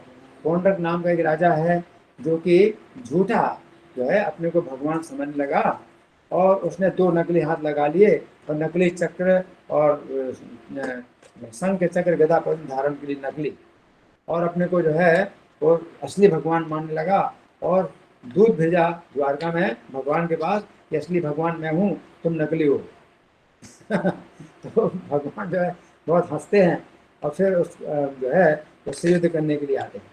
जब पौंड्रक को देखते हैं भगवान, तो बड़ी हंसी आती है भगवान को कि उनकी 4 भुजाएं नकली 2 भुजाएं उसने धारण कर ली है और अपने को असली भगवान बोल रहा है, तो फिर पौंड्रक का भगवान वध करते हैं। तो 67वां अध्याय, इसमें जो है बलराम जी द्विविध का वध करते हैं। तो द्वारका में भी भगवान बलराम जी के साथ में जो स्त्रियां हैं वो द्वारका में जो जो नदी है तो वहां पर जो है विहार करते हैं। तो वहाँ जल में विहार करते हैं और विविध जो बानर था तो वो जो है बलराम जी का जो है अपराध करता है और जो है अपनी बहुत गंदी चेष्टाएं दिखाता है। तो बलराम जी द्विविध का वध करते हैं। 68वां अध्याय है, इसमें हस्तिनापुर का आकर्षण बलराम जी करते हैं। इसमें क्या था कि सांब जो भगवान कृष्ण के पुत्र थे तो हस्तिनापुर में आकर के दुर्योधन की पुत्री लक्ष्मणा का जो स्वयंवर हो रहा था वो बलपूर्वक अपहरण करके वो जब ले जाना चाहते हैं तो अधर्म से दुर्योधन के साथ में जो 6 महारथी थे वो सांब को जो है कैद कर लेते हैं। और फिर भगवान कृष्ण जो है बलराम जी जो है स्वयं भगवान कृष्ण को कहते हैं कि युद्ध करने की जरूरत नहीं है, हम आपस में जो है समझौता करेंगे। तो बलराम जी जब आते हैं और दुर्योधन को और सब जो कौरव हैं उनको समझाते हैं कि आप लोग अधर्म मत करो और हमारा आपसे जो है जो पहले से पारिवारिक संबंध है तो उसको हमारे जो सांब जो बालक है उसको जो है आप कैद से मुक्त करो और अपनी पुत्री लक्ष्मणा का विवाह करो। तो ये दुर्योधन जो है बलराम जी का भी बड़ा अपमान करता है और चला जाता है। तो फिर बलराम जी जो है अपने हल से हस्तिनापुर की पूरी भूमि को उखाड़ करके और खींचते हैं कि इसको यमुना जी में गिरा दे।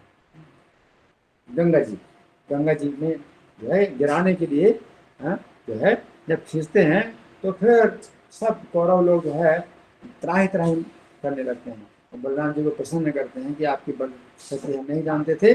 और सांबा का विवाह है लक्ष्मणा के साथ करके और बलराम जी जो है फिर अपने द्वारका में आ जाते हैं। फिर 69वां अध्याय है, इसमें भगवान श्री कृष्ण के गृहस्थाश्रम का जो है जीवनचर्या दिनचर्या का वर्णन आता है। और फिर 70वां अध्याय है, इसमें भगवान कृष्ण की जो है दिनस पुरश्चर्या नारद जी भी जो है देखते हैं भगवान कृष्ण के कि पूरे दिन में प्रत्येक महल में भगवान कृष्ण जो है अलग अलग प्रकार के कार्य करते हैं। फिर 71वां अध्याय, इसमें भगवान श्री कृष्ण इंद्रप्रस्थ जाते हैं। तो इंद्रप्रस्थ में चूंकि पांडवों को राज्य मिल गया था और हस्तिनापुर में ये दुर्योधन कौरव लोग जो है राज्य करते थे। इंद्रप्रस्थ में जो है युधिष्ठिर महाराज चूंकि वो कर रहे हैं जो है राजसूय यज्ञ करना चाहते हैं तो भगवान कृष्ण के यज्ञ में जाते हैं। तो राजसूय यज्ञ में फिर क्या होता है कि सभी राजाओं को निमंत्रित किया जाता है और जो राजा न आए तो उनका जो है पराजित किया जाता है। तो भगवान कृष्ण जरासंध है चूँकि बड़ा शत्रु राजा था और वो इंद्रप्रस्थ के जो है राजसूय यज्ञ में नहीं आना चाहता था। तो भगवान जो है कृष्ण और भगवान कृष्ण अर्जुन और भीम को लेकर के जरासंध के महल में जाते हैं और भीम के द्वारा जरासंध का वध करवाते हैं। इसके बाद फिर सहायाभिषय श्री कृष्ण से इंद्रप्रस्थ गमनम। तो फिर जो है भगवान कृष्ण जो है जरासंध का वध करा करके इंद्रप्रस्थ में वापस आते हैं। और युधिष्ठिर 74वां अध्याय, युधिष्ठिर के तो राजसूय यज्ञ है, राजसूय यज्ञ होता है युधिष्ठिर महाराज के द्वारा और उसमें शिशुपाल जो है विरोध करता है कि कृष्ण की अग्र पूजा क्यों हो रही। तो शिशुपाल का जो है कृष्ण चक्र से वध कर देते हैं। फिर 75वां अध्याय है कि राजसूय यज्ञ पूरा हो गया और दुर्योधन फिर भी अपने स्थान में नहीं गया था तो और उसको बड़ी जलन होती है, ईर्ष्या होती है कि हमने तो उनको पांडवों को मारने की इतनी कोशिशें की तो पांडव मरे नहीं और अभी इनका जो है वैभव हमसे ज़्यादा हो गया है, हस्तिनापुर से ज़्यादा इंद्रप्रस्थ का वैभव हो गया। तो दुर्योधन जो है इस प्रकार से जब ईर्ष्या करता है और जो सेवक लोगों की बात नहीं मानता तो जहाँ पर पानी था तो वहाँ पर तो जमीन दिखाई दे रही थी तो वो सोचता है तो जमीन है तो पानी में गिर जाता है। तो इस प्रकार से दुर्योधन को जो है देख करके जो स्त्रियां हैं वो हंस पड़ती हैं और दुर्योधन जो है बड़ा दुखी होकर के अपमानित होकर के और बिना कुछ बताए गुस्से में चला जाता है। इसके बाद फिर साल्वेन सह संग्राम, 76वां अध्याय, साल्व के साथ भगवान का संग्राम होता है। भगवान इंद्रप्रस्थ में जो रासुयज्ञ हो रहा था तो काफी दिन वहां पर रहे। तब तक साल्व ने जो है एक शौक नाम का विमान तैयार प्राप्त किया था शिव जी से, और उसने द्वारका में आक्रमण कर दिया। तो द्वारका में जो है साल्व का आक्रमण, और उसने बहुत द्वारका में जो है उत्पात मचाया था। तो भगवान कृष्ण जब आते हैं तो उसके शौक नामक विमान को नष्ट करते हैं और साल्व का वध करते हैं। तो 77वां अध्याय में साल्व का वध होता है। 78वां अध्याय दंतवक्र और विदुरथ का वध। तो इसमें दंतवक्र जो जो शिशुपाल का ही भाई था, एक बुआ से शिशुपाल पैदा हुआ था, दूसरी बुआ से दंतवक्र पैदा हुआ था। तो दंतवक्र जो है और अपने भाई विदुरथ के साथ में आता है, और वहाँ जो है मथुरा में वो जो है कृष्ण को ढूंढ रहा है। तो फिर महाराज जी जो है बताते हैं भगवान को कि वो आपको जो है वो मथुरा में ढूंढ रहा है, आप द्वारका में। तो भगवान जो है द्वारका से रथ लेकर के बड़ी जल्दी मथुरा में आ जाते हैं आकाश मार्ग से, और दंतवक्र का वध करते हैं और विदुरथ का भी वध करते हैं। इसके बाद फिर बलराम जी तीर्थ यात्रा का वर्णन आता है, अनेक तीर्थों में यात्रा करते हैं। फिर 69वां अध्याय है, तो बलबल जो असुर है उसका वध बलराम जी करते हैं। तो नैमिषारण्य में जो ऋषि मुनि थे बलराम जी का आगमन जो है जब देखते हैं तो उनका जो है स्वागत सत्कार करते हैं, और बलराम जी का सत्कार सम्मान जो रोमहर्षण नाम के सूत हैं वो नहीं करते हैं, तो बलराम जी केंद्र के द्वारा ही उनका वध कर देते हैं। तो फिर ऋषि मुनि जो है जब कहते हैं कि हमने तो इनको लंबी आयु दी थी, हमें 18 पुराण सुनाएंगे, तो बलराम जी कहते हैं ठीक है, तो इनके पुत्र को जो है लंबी आयु में देता हूँ, पूरा ज्ञान आपको 18 पुराण सुनाएंगे, और आप बताइए और क्या कार्य करूँ आपका। तो उन्होंने बताया बलबल नाम का असुर है, तो प्रत्येक पूर्णिमा में आता है और हमारे यज्ञ को नष्ट करता है, दूषित करता है। तो जब भगवान रुक गए और जब बलबल आया तो भगवान ने जो है बलराम जी ने बलबल का वध किया। फिर बलराम जी की आगे की तो तीर्थ यात्रा फिर होती है। फिर सुदामा ब्राह्मण की कथा आती है। सुदामा ब्राह्मण भगवान के पास आता है और भगवान उसके चरण पखारते हैं, और जो है जितनी भी महल की स्त्रियां हैं वो भी देखते हैं कि इतना जो है दुर्बल और ऐसे फटे कपड़े पहने हुए ब्राह्मण है, इसका कितना बड़ा सौभाग्य है कि भगवान उसके चरण अपने हाथ से धो रहे हैं। फिर सुदामा ब्राह्मण की कथा में फिर ये आता है कि भगवान के साथ में वह सुदामा ब्राह्मण 3 रात तक रुके, और फिर जब जाते हैं तो कृष्ण उन्हें कुछ देते नहीं, और बलराम सुदामा सोचते हैं कि भगवान कृष्ण ने इतनी कृपा करी है कि मुझे कुछ धन नहीं दिया। तो जब जाते हैं अपने स्थान में तो वहाँ पर बड़े बड़े महल बने हुए हैं। तो सुदामा फिर सोचते हैं कि भगवान ने देखो मुझे कुछ नहीं बताया, इतना संपत्ति दी है। तो भगवान कृष्ण के वो जो है बहुत गुणों को जो है वो याद करते हैं। फिर 82वां अध्याय है, तो इसमें जो कुरुक्षेत्र में सूर्य ग्रहण पड़ता है तो भगवान से सब यादवों को लेकर के वहाँ सूर्य ग्रहण में जो है स्नान करने के लिए आते हैं, और वृंदावन से जो गोपियाँ हैं वो भी सब आते हैं कृष्ण का दर्शन करने के लिए। तो उन सब का जो है फिर मिलन होता है। फिर 83वें अध्याय में जो द्रौपदी हैं तो भगवान कृष्ण की पत्नियों से जो है प्रत्येक पत्नी से पूछते हैं कि तुम्हारा विवाह कृष्ण के साथ कैसे हुआ। तो हर पत्नी जो है कृष्ण के अपने विवाह की कथा सुनाती हैं। तो बड़ी जो है रोचक ये कथाएं द्रौपदी को जो है सुनाती हैं। फिर 84वां अध्याय है, वसुदेव जी जो है यज्ञ करते हैं। तो उस यज्ञ में जो है भगवान कृष्ण भी शामिल होते हैं, और कुरुक्षेत्र में वो यज्ञ होता है, तो बहुत बड़ा यज्ञ होता है, उसमें सब लोग शामिल होते हैं। फिर 85वां अध्याय, उसमें यमपुरी से श्री कृष्ण के जो 6 बड़े भाई जो कंस ने मारे थे, तो उनको जो है भगवान कृष्ण बलराम जो है यमपुरी से लेकर के आते हैं, और देवकी माता का स्तंभ किए करके फिर वो ऊंचे लोक में चले जाते हैं। फिर 86वां अध्याय, इसमें सुभद्रा हरण की कथा है कि अर्जुन जो है 12 साल का किसी कारण से वनवास जब करते हैं तो द्वारका में आते हैं, तो एक जो है विरक्त सन्यासी की तरह वो आते हैं, और सुभद्रा को देख करके अर्जुन आकर्षित होते हैं। तो भगवान कहते हैं कि तुम सुभद्रा का अपहरण कर लो, वो भगवान की आज्ञा से अर्जुन सुभद्रा का अपहरण कर लेते हैं। इसके बाद फिर श्री कृष्ण वहाँ पर जाते हैं मिथिलापुरी में। मिथिलापुरी के राजा जो बहुलासु हैं वो कृष्ण के बहुत बड़े भक्त हैं, और मिथिलापुरी में एक श्रुतदेव नाम के ब्राह्मण हैं, तो वो भी जो है बड़े भक्त हैं, लेकिन वो जो है दरिद्र है। तो एक राजा है, संपन्न है, तो भगवान का वो भक्त उतना ही बड़ा भक्त है जितना बड़ा भक्त है एक दरिद्र ब्राह्मण है। तो भगवान जो है दरिद्र ब्राह्मण श्रुतदेव के घर में भी जाते हैं और उनके यहाँ भी भोजन ग्रहण करते हैं, और राजा बहुलासु के घर में भी जाते हैं। इस प्रकार से फिर 87वां अध्याय है, वेदों के द्वारा श्री कृष्ण की स्तुति का वर्णन आता है। फिर 88वां अध्याय, तो युधिष्ठिर महाराज जो है जब भगवान से पूछते हैं कि आपके जो भक्त होते हैं वो तो दरिद्र होते हैं, शिव जी के जो भक्त हैं वो बड़े संपन्न होते हैं, इसका क्या रहस्य है। तो फिर सुखदेव गोस्वामी जो है परीक्षित महाराज को ये बात बताते हैं कि इसमें क्या है कि भगवान कृष्ण जो है चूँकि निर्गुण है, तो अपने भक्तों को जो है अगर दरिद्र रखते हैं इस कारण से रखते हैं ताकि उनकी शुद्धिकरण हो सके।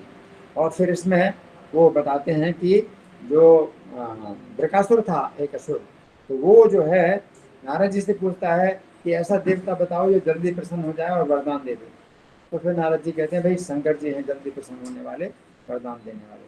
तो शंकर जी को वो जो है प्रसन्न करता है, तो 7 दिनों तक अपने शरीर का मांस काट करके वो डालता रहता है अग्नि में, और शिव जी जब आते हैं तो उनसे वर मांगता है कि मैं जिसके सिर में हाथ रखूं उसकी मृत्यु हो जाए। और जब शिव जी वरदान देते हैं तो वो शिव जी के सिर में वो जो है हाथ रखना चाहता है और शिव जी को भागना पड़ता है। तो फिर भगवान जो है शिव जी की रक्षा करने के लिए एक ब्रह्मचारी के रूप में आते हैं और उसको जो है समझाते हैं बृकासुर को कि शिव जी की जो है वरदान में तुम विश्वास मत करो, अगर तुम्हें लगता है कि भाई उनका वरदान सच्चा है तो अपने सिर में हाथ रख करके परीक्षा कर लो, अगर वरदान झूठा है तो सिर का वध कर देना। इस प्रकार से जो है बृकासुर भगवान की बातों में आकर के अपने सिर में हाथ रखता है और मर जाता है। इस प्रकार से रुद्राभिरक्षणम यानी भगवान ने शिव जी की रक्षा की।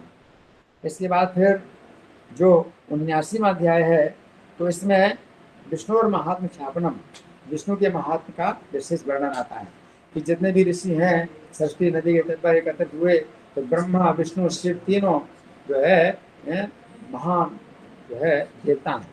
इन तीनों में कौन श्रेष्ठ है इसकी परीक्षा कैसे होगी, तो भृगु मुनि इस कार्य को अपने ऊपर लेते हैं। तो पहले जो है ब्रह्मा जी की सभा में जाते हैं, तो ब्रह्मा जी को सम्मान नहीं देते हैं, तो ब्रह्मा जी को गुस्सा आता है, गुस्से को रोक लेते हैं। फिर शिव जी के पास आते हैं, तो शिव जी का सम्मान नहीं करते, तो शिव जी अपने भाई समझ करके उनका आलिंगन करना चाहते हैं, तो शिव जी को दूर से मना करते हैं, नहीं छूना नहीं, तुम अशुद्ध हो। तो शिव जी को भी क्रोध आता है, अपना त्रिशूल उठाते हैं, तो पार्वती फिर उनको मना करते हैं। फिर भगवान के पास आते हैं, तो भगवान क्षीर सागर में शयन कर रहे हैं और सीधे आकर के बैल की छाती में लात मारते हैं, और भगवान जो है उनका स्वागत करते हैं, सत्कार करते हैं। तो जो है भृगु मुनि ने फिर ऋषि मुनियों की सभा में आकर के ये बात बताई कि सबसे महान जो है विष्णु जी ही हैं, जो जिनके अंदर जो है सब प्रकार के गुण हैं। तो फिर 90वां अध्याय अंतिम अध्याय है, इसमें राज्ञी गीता में भगवान कृष्ण की जो पत्नियां हैं, तो वो जो है मतलब भगवान कृष्ण के सौंदर्य का और कृष्ण के विरह का भी अनुभव करती हैं और अपने प्रेम का जो है प्रकट करती हैं। और फिर अंत में इस 90वें अध्याय के अंत में सुखदेव गोस्वामी भगवान कृष्ण की 90 अध्याय में जितनी भी लीलाएं हुई हैं तो पुनराख्यान में दोबारा संक्षेप में बताते हैं। इस प्रकार से 90 अध्याय पूरे होते हैं। तो समय अब काफ़ी हो चुका है, फिर भी आप लोग अगर चाहें तो प्रश्नोत्तर कर सकते हैं। हरि बोल, आप लोग बोलिए हरि बोल। हरे कृष्णा।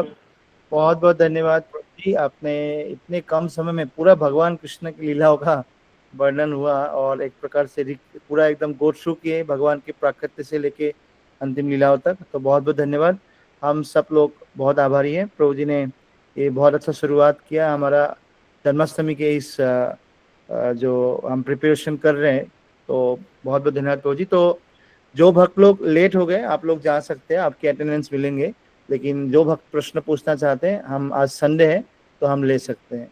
तो सबसे पहले प्रश्न हम लेते हैं मृगांक प्रभु।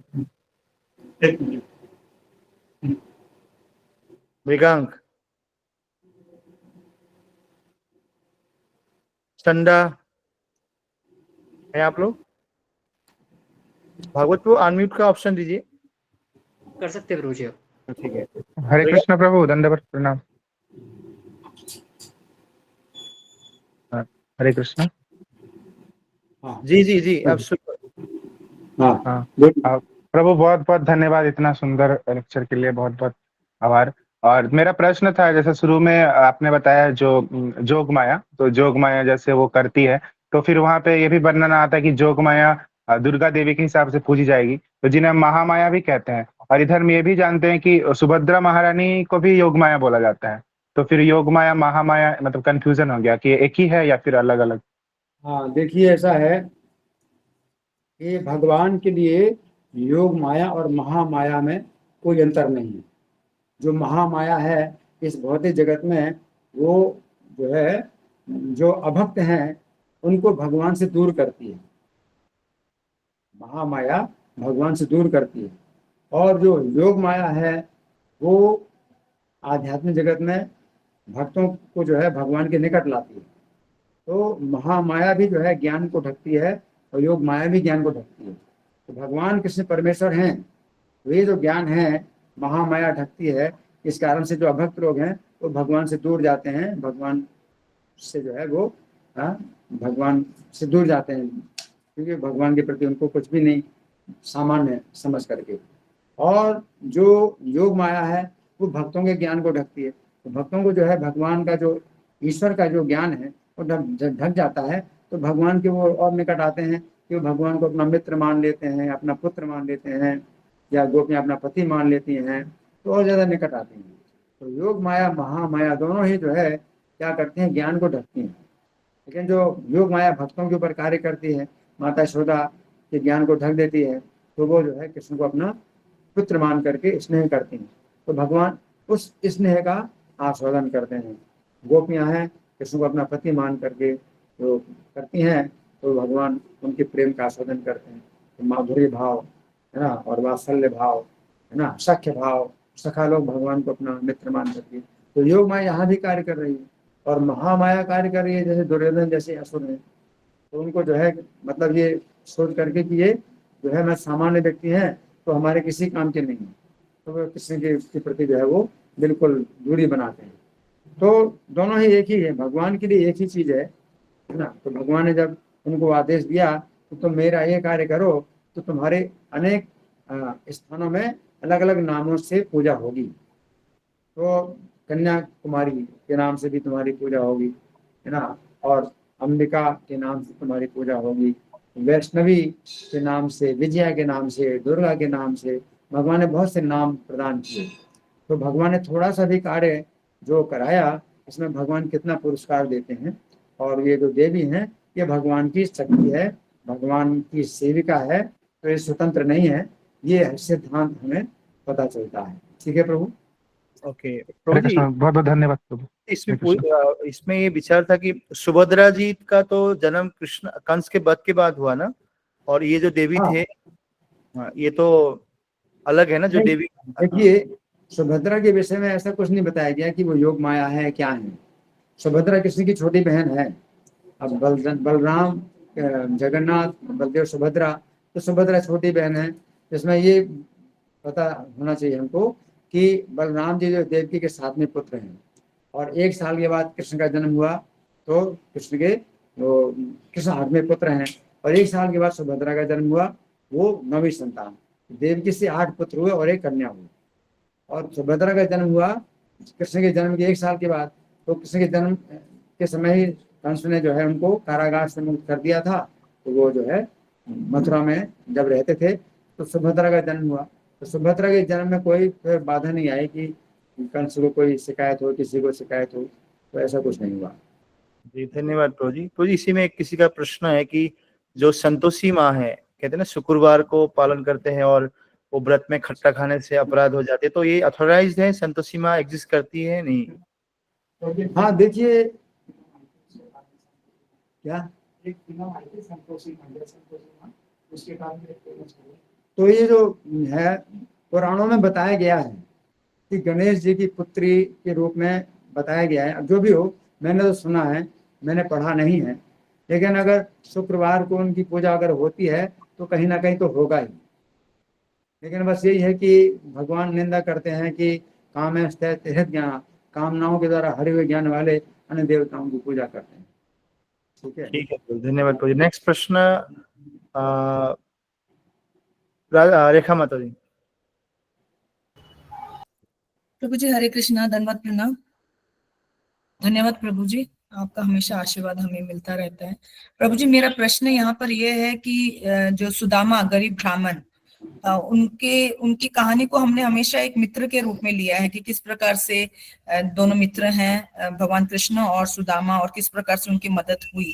तो यहाँ पर इससे बढ़कर और भी कुछ है जो हम इस पूरे जो कहानी से हम कुछ सीख ले सकते हैं, सुदामा जी और साथ साथ में भगवान कृष्ण के बीच में जो वार्तालाप हुए उस पूरे एपिसोड। इससे भगवान कृष्ण का बहुत बड़ा गुण ये प्रकट होता है कि जब गुरुकुल में थे सुदामा और कृष्ण तो साथ साथ पढ़ते थे, है ना, और तो उनकी मित्रता थी।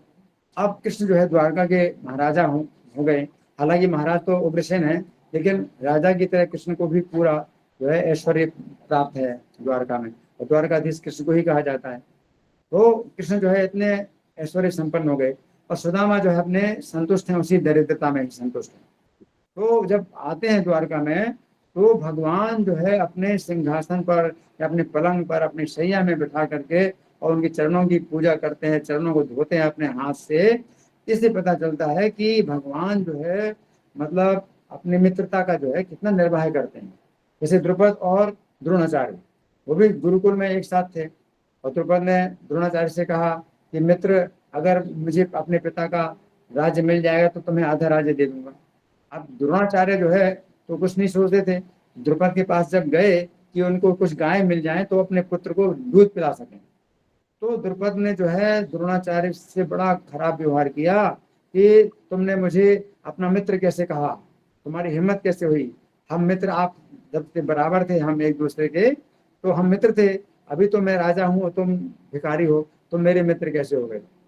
तो द्रुपद और द्रोणाचार्य का मतलब कोई व्यक्ति बहुत धनी हो जाता है या बहुत ऊंचे पद में आ जाता है तो फिर जो है सामान्य अपने जो बचपन के जो संबंध है उनको जो है फिर वो नफरत करता है। इसमें शिक्षा मिलती है कि हमें जो है कभी नहीं भूलना चाहिए अपने बचपन में जो अपने खेलते थे या अपने मित्र थे, तो उनको जो है अपने बराबर ही सम्मान हम दें। ये नहीं कि अब बड़ा हमें पद मिल गया है अब हम उनको जो है मतलब ऐसे देखते नहीं, और देखते हैं तो ऐसे देखते हैं जैसे ये तुच्छ है। तो ये जो है हमें बड़ी शिक्षा मिलती है। ठीक है, बहुत बहुत धन्यवाद प्रभु जी। प्रभु जी एक दो प्रश्न है। ये जो आकाशवाणी हुआ था जब कंस माता देवकी को लेके जा रहे थे, आकाशवाणी को किसने दिया था ये? और हाँ, ये देवताओं ने आकाशवाणी की थी, और देवताओं ने आकाशवाणी इसलिए की कि कंस जो है इस समय उस माता देवकी की सेवा कर रहा है जो जिसका 8वां पुत्र इनकी हत्या करेगा, तो वो इसको अवसर नहीं देना चाहते कि देवकी की सेवा करे। क्योंकि ऐसे में क्या है कि भगवान की माता की कोई अगर सेवा करे तो फिर भगवान को भी संकोच होगा कि कैसे इसका वध करूं। तो भगवान को जो है वध करने का अच्छा कारण बनाने के लिए कि ये जो है भगवान की माता का वध करने की कोशिश कर रहा था, तो भगवान इसका वध करेंगे। तो कंस को जो है मतलब अपराध करने का अवसर दिया देवताओं ने। तो ये आकाशवाणी जो डिपार्टमेंट है प्रभु, जैसे नारद मुनि के हम उसमें देखते हैं कि नारद मुनि का जब भगवान का जो दृश्य देख रहे थे हृदय में वो ओझल हो गया, तो भगवान ने उस समय आकाशवाणी दिया था। तो काफी बार अलग अलग देवता लोग भी देते हैं। हाँ, ये आकाशवाणी जो है भगवान ने स्वयं ही जो है मतलब बोले कि तुम मेरा दर्शन नहीं कर सकते, तो वो भगवान स्वयं कहते तुम मेरा दर्शन नहीं कर सकते, है ना, और अब तुम जो है मैंने दर्शन दिया है तो थोड़ा सा तुम्हें वो जो है रस प्रदान करने के लिए, ताकि तुम स्मरण करो मेरा, इच्छा करो मेरे दर्शन की। इस तरह से भगवान ने स्वयं कहा। लेकिन अब इस आकाशवाणी में वो देवता लोग बोल रहे हैं, मूर्ख कंस, हैं तू जिस अपनी छोटी बहन की इतनी सेवा कर रहा है, इसका ये 8वां पुत्र तेरी हत्या करेगा, देवताओं ने किया। धन्यवाद प्रभु जी। दूसरा प्रभु जी, जैसे नंद महाराज जब स्नान करने गए रात्रि वेला में, तो वरुण जी उनको ले गए, वरुण के जो सेवक थे। तो रात्रि वेला स्नान मतलब ब्रह्म मुहूर्त से पहले स्नान में अपराध होता है क्या? ये हाँ, ये निशा काल जो है, ये असुरों की बेला भी कही जाती है, और वरुण के भी जो अनुचर हैं वो भी आसुरी होते हैं, तो वो लोग जो है विहार करते हैं। तो वो ये स्नान जो है यमुना में या समुद्र में, नदी में मतलब वर्जित है। फिर कोई कुएं में अगर स्नान करे तो, अपने घर में कुआं, आजकल सबके घर में नल लगा हुआ है, तो कभी भी स्नान कर सकते हैं। तो स्नान तो कभी भी किया जा सकता है, लेकिन वो स्नान का जो है स्थान क्या है, या तो कोई कुएं में कर सकता है स्नान, है ना, और या फिर जो है अपने घर में जो रखा हुआ, पहले से लाया है, घर रखा हुआ है जल में, घर में जल रखा है, उसमें स्नान करे। स्नान की तो आवश्यकता पड़ती है, अगर कोई व्यक्ति मल त्याग करेगा तो स्नान सामान्यतया किया जाता है। जी ठीक है प्रभु जी, धन्यवाद प्रभु जी। दूसरा प्रभु जी, जो ये विद्याधर है, हम जैसे जानते हैं कि जो सिद्ध है या जो गंधर्व है, गंधर्व लोग गाते हैं और सिद्ध लोगों की सिद्धियां होती है। विद्याधर, यक्ष और चारण, इनमें क्या क्वालिटीज होती हैं? देखिए, ये सब देवताओं की जो है कैटेगरियां हैं, मतलब अलग अलग प्रकार हैं देवताओं के। तो इसमें अगर ऐसे देखा जाए तो 4 लाख जो मनुष्यों की योनियां हैं, तो उसमें ब्रह्मा जी भी तक उसमें आ जाते हैं कि एक ब्रह्मा जी हैं, और वो एक ही हैं, एक ही संख्या में हैं। और ब्रह्मा जी से फिर जो और जो होते हैं, तो वो देवता हैं, यक्ष हैं, किन्नर हैं, विद्याधर हैं, है ना, और ये भूत प्रेत पिशाच, ये भी सब 4 लाख जो योनियां मनुष्यों की, उनमें ये सब आ जाते हैं। तो ये अलग अलग प्रकार हैं। विद्याधर जो है विशेष रूप से इनको रूप सौंदर्य बहुत इनके पास होता है, और इनके पास गान करने की भी विद्या होती है, और संगीत की विद्या होती है, बड़े सुंदर होते हैं विद्याधर। जी प्रभु जी, ठीक है, धन्यवाद प्रभु जी। नेक्स्ट प्रश्न राधा माता जी।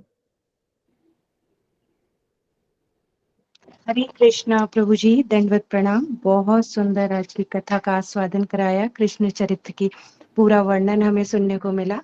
तो प्रभु जी, मेरा एक प्रश्न था, आपने शुरू में जैसे बताया कि देवकी के गर्भ से कृष्ण को जो है निकाल के और जब लेके गए तो उनको दिया, लेकिन प्रभु जी जो मात उन्होंने इतना तप किया, और जब उन्हें ये मौका मिला कि उनके गर्भ से जो है भगवान प्रकट हो, और फिर भी उन्हें क्या कहते, उनके बाल रूप का और जो उन्होंने लीलाएं करी उनका वो क्यों नहीं मिला कि उन्हें देखने का, और वो सब उनको यशोदा मैया को ही मिला सारा। तो ठीक। ऐसा क्यों, ऐसा हाँ, क्या था कि यशोदा मैया ने पूरा उनका बचपन जो है वो जिया, देखा, और हर लीला को मतलब हमें भी आज सुनने को मिल रही है, तो देखिए देवकी को ऐसा क्यों? देखिए, यही प्रश्न जो है परीक्षित महाराज ने किया सुखदेव गोस्वामी से। तो सुखदेव गोस्वामी ने बताया कि नंद और यशोदा का जो है पूर्व जीवन क्या था, और उन्होंने जो है ब्रह्मा जी को प्रसन्न करने के लिए उनकी जो है मतलब तपस्या की थी।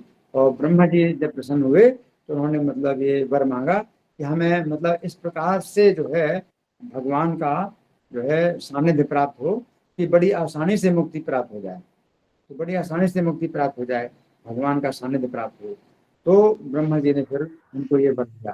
तो ब्रह्मा जी के वर से भगवान जो है इनके नंद यशोदा के जो पुत्र बने, और पुत्र के रूप में भगवान ये नंद यशोदा पुत्र के रूप में हमेशा चिंतन करते हैं, और वो अनायास मुक्ति हो जाती है, मतलब उनका ऐश्वर्य नहीं।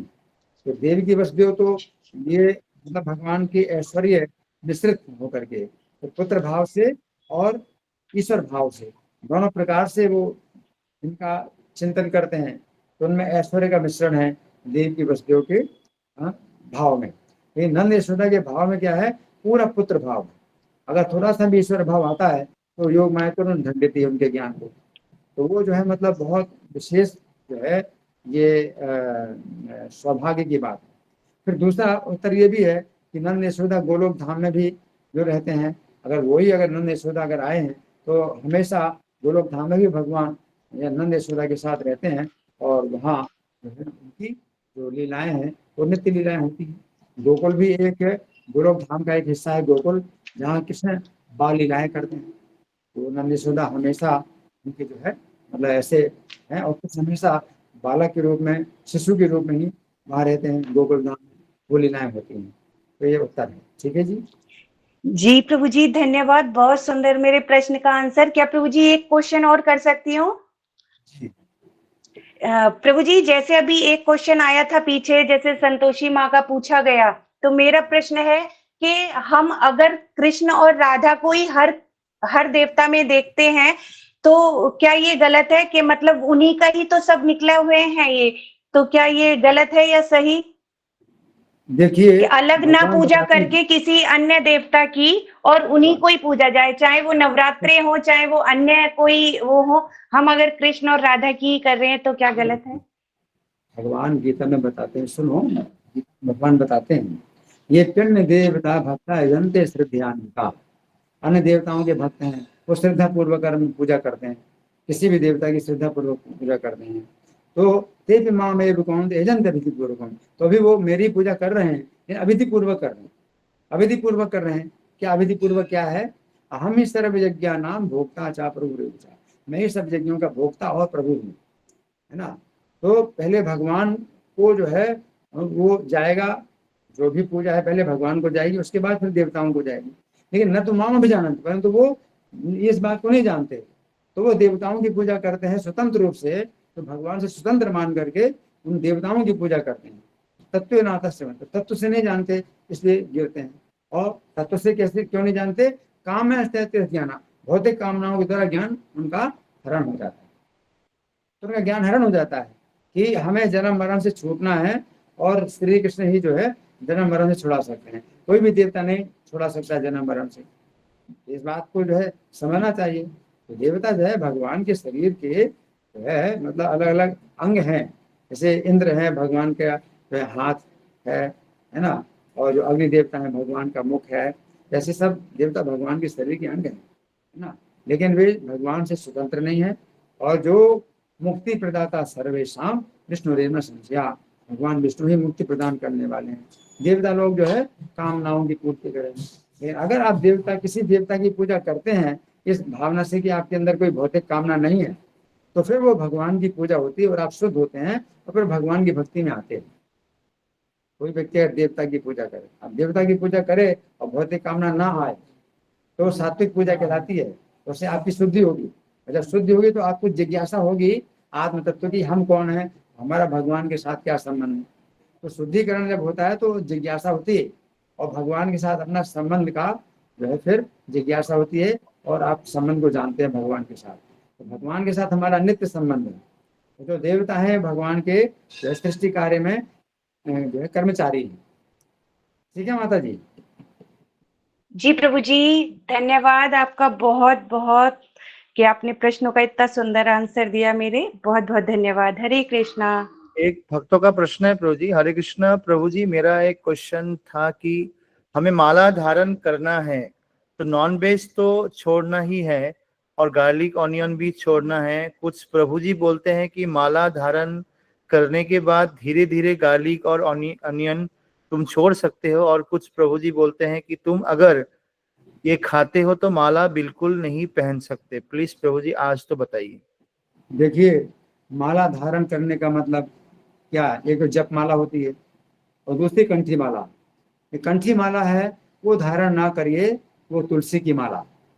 अगर कंठी माला तुलसी धारण अगर आप करना चाहते तो वो मत धारण करिए। और जप माला भी जो है तुलसी की जप माला में आप जप ना करिए। नीम की जो है माला आती है उससे आप जप करिए। अगर 4 नियमों का पालन नहीं करते हैं, मांसाहार विचार जुआ नशा, उसमें प्याज लहसुन सब आ जाता है, तो अगर 4 नियमों का पालन नहीं करते हैं तो आप माला पर जप करो, लेकिन नीम की माला पर करो जब। जब 4 नियमों का पालन होने लगे तो आप तुलसी की माला पर जप कर सकते हैं और कंठी माला धारण भी कर सकते हैं, लेकिन माला जप आप जो है जरूर करो। 4 नियमों का पालन करो और माला जप करो, तो फिर कंठी माला धारण कर सकते हैं, तुलसी की माला पर जप कर सकते हैं और तिलक भी लगा सकते हैं। धन्यवाद प्रभु जी। प्रभु जी 5 मिनट और ले सकते हैं हम लोग? जी ओके प्रभु जी, कुछ क्विक प्रश्न है। कालनेमी जो पिछले जन्म में कालनेमी थे, उनका वध भगवान विष्णु ने किया, तो उनका उद्धार क्यों नहीं हुआ और फिर से वो असुर बन के ही आए? इनका अच्छा प्रश्न है। देखिए काल नेमी का जो है मतलब भगवान ने किया है ना, तो उसको तो मुक्ति होनी थी, लेकिन हुआ क्या कि शुक्राचार्य के पास संजीवनी विद्या थी, संजीवनी विद्या से उसको जीवित कर दिया, तो वो इस प्रकार से उसकी मुक्ति में बाधा हो गई। ठीक है ना, काल नेमी को जो है फिर जीवित कर दिया शुक्राचार्य ने। तो इस प्रकार से जो है वो जो कंस के रूप में जब आया तो फिर वो जो है भगवान को अपना शत्रु मान करके वो जो है वो चिंतन करता है कंस के रूप में। तो वो शुक्राचार्य ने जीवित किया था उसको। कालनेमी का फिर वध मतलब होने के बाद फिर जीवित हो गए थे वो पिछले जन्म में। हाँ, जीवित हो गए थे और उस भगवान को अपना शत्रु को मानते रहे और फिर कंस के रूप में उसका अवतार लिया। ओके ठीक है, थैंक यू प्रभु जी। दूसरा प्रभु जी, जब भगवान कृष्ण ने द्वारका वासियों सॉरी मथुरा वासियों को द्वारका में ट्रांसफर किए तो पूरा मथुरा खाली हो गए थे उस समय, मतलब? हाँ देखिए मथुरा जो है अब जो भी हो, मतलब जितने यादव थे सब सोते सोते द्वारका में चले गए, और ये वर्णन आता है कि मथुरा खाली था या नहीं था। बलराम जी को मथुरा की रक्षा में छोड़ करके कृष्ण जो है मथुरा के द्वार से बाहर निकले और कालनेमी का वध किया, और कालनेमी का वध करके वो मुचकुंद की गुफा में बंद करके फिर वापस आए। फिर कृष्ण बलराम ने जो मथुरा को घेरे हुए थे 3 करोड़ यवनों की सेना का नाश किया, और उसके बाद फिर जो है जरासंध की सेना आई तो उसको उसके सामने छोड़ करके मतलब लीला करते हैं कि भाग रहे हैं, भागे। तो मथुरा जो है एक प्रकार से खाली थी, लेकिन जरासंध के साथ भी भगवान को लीला करनी थी, है ना, और कालियावन की सेना का वध करना था, तो बलराम जी को वहां छोड़ दिया था भगवान ने। तो मथुरा को खाली समझो कि मथुरा खाली थी, लेकिन बलराम जी वहां रुके रहे, क्योंकि फिर कालियावन का वध करके फिर कृष्ण आएंगे तो फिर कालियावन की सेना का नाश करेंगे, और फिर जरासंध के साथ भी लीला करना है, दिखाना है कि वो जो है भगवान पराजित हो गए जरासंध से, ये भी दिखावा करना है। तो ये सब कार्य भगवान के हैं। ओके थैंक यू प्रभु जी। दूसरा प्रभु जी, जब गोपी लोग 100 साल के बाद भगवान कृष्ण से कुरुक्षेत्र से मिले थे और वो लोग रथ को खींच के ले आ रहे थे वृंदावन की तरफ, तो वो कथा वहां से क्या हुआ फिर, मतलब वो गोपी लोग देखिए ऐसा है कि वो मतलब कोई ऐसा घटना नहीं हुई कि रथ को खींच करके ला रहे थे, ऐसी घटना नहीं है कोई भी, लेकिन ये उनके मन में जो भाव था, जो गोपियों के मन में या ब्रजवासियों के मन में ये भाव था कि हम जो है कृष्ण को वहां ले जाएं, और वहीं पर ही जो है हमें कृष्ण का जो है साहचर्य मिलेगा, साथ मिलेगा, कि कृष्ण वहां पर मतलब गोपियों के तरह रहेंगे और कृष्ण के साथ हम जो है अपने जो है संबंध बनाएंगे। तो वो जो भावना है गोपियों की, तो वो उसी प्रकार की भावना रथ यात्रा में होती है। जी जी थैंक यू प्रभु जी। नेक्स्ट 3 प्रश्न लेते हैं, फिर हम आज विराम देंगे। दिव्या माता जी। हरे कृष्णा प्रभु जी, दंडवत प्रणाम प्रभु जी। बहुत सुंदर सेशन। प्रभु जी मेरा ये प्रश्न था कि जैसे अक्रूर जी ने सधर्मा को उकसाया था सत्यजीत के वध के लिए, तो ये भगवान की प्लानिंग थी या क्योंकि फिर वो अक्रूर जी को ही वो सधर्मा जो है वो मणि दे करके चले जाते हैं और फिर उनके पास ही मणि रहती है, तो ये थोड़ा सा ये जो है भगवान की प्लानिंग थी, और ये इसमें कारण ये था कि गोपियों ने अक्रूर जी को शाप दिया था। गोपियों ने अक्रूर जी को शाप दिया था कि अक्रूर जो है जब कृष्ण बलराम को लेके जा रहे हैं, तो जो गोपियां हैं वो मतलब चाहती हैं कि कृष्ण का कुछ दर्शन करें, और अक्रूर जी जो है बड़ी जल्दी में है, तो कह रहे हैं कि वो जो विदाई की बेला जो है निकली जा रही है, विलम्ब क्यों हो रहा है। इस तरह से अक्रूर जी जो बोल रहे थे, तो गोपियों को बहुत बुरा लगा। तो गोपियों ने साथ दिया कि तुम जो है जिस तरह से कृष्ण बलराम को हमसे दूर ले जा रहे हो, आगे चल करके तुमको भी दूर जाना पड़ेगा उससे। तो फिर अक्रूर जी को भय प्राप्त हुआ, और कृष्ण बलराम से भयभीत होकर के वो जो है फिर दूर चले गए, और फिर बाद में कृष्ण ने उनको अभयदान दिया कि हमें पता है आपके पास मणि है, तो उनको झूठ बोलने का मौका नहीं दिया, हमें पता है आप दिखा दीजिए और बस आप अपने पास रखो मणि को। तो अक्रूर जी जो है बड़े लज्जित हुए और वो मणि दिखा दी, तो भगवान ने कहा कि मणि आपके पास ही रहेगी। इस तरह से ये जो है गोपियों का साथ था उनको। थैंक यू प्रभु जी। एक भक्त ने पूछा है क्या नीलमाधव जी का पिक्चर हम ऑल्टर में रख सकते हैं क्या? नीलमाधव का फोटो ऑल्टर में? ना, नील माधव तो भगवान साक्षात भगवान ही है जी। और उनकी पूजा जगन्नाथ जी की पूजा होती है ब्रह्मा जी के अगले 50 वर्ष और पहले 50 वर्ष में नील माधव की ही पूजा होती है, तो भगवान ही है। थैंक यू प्रभु जी। नेक्स्ट प्रश्न है मंगल माता जी। हरे कृष्णा प्रभु जी, दंडवत प्रणाम।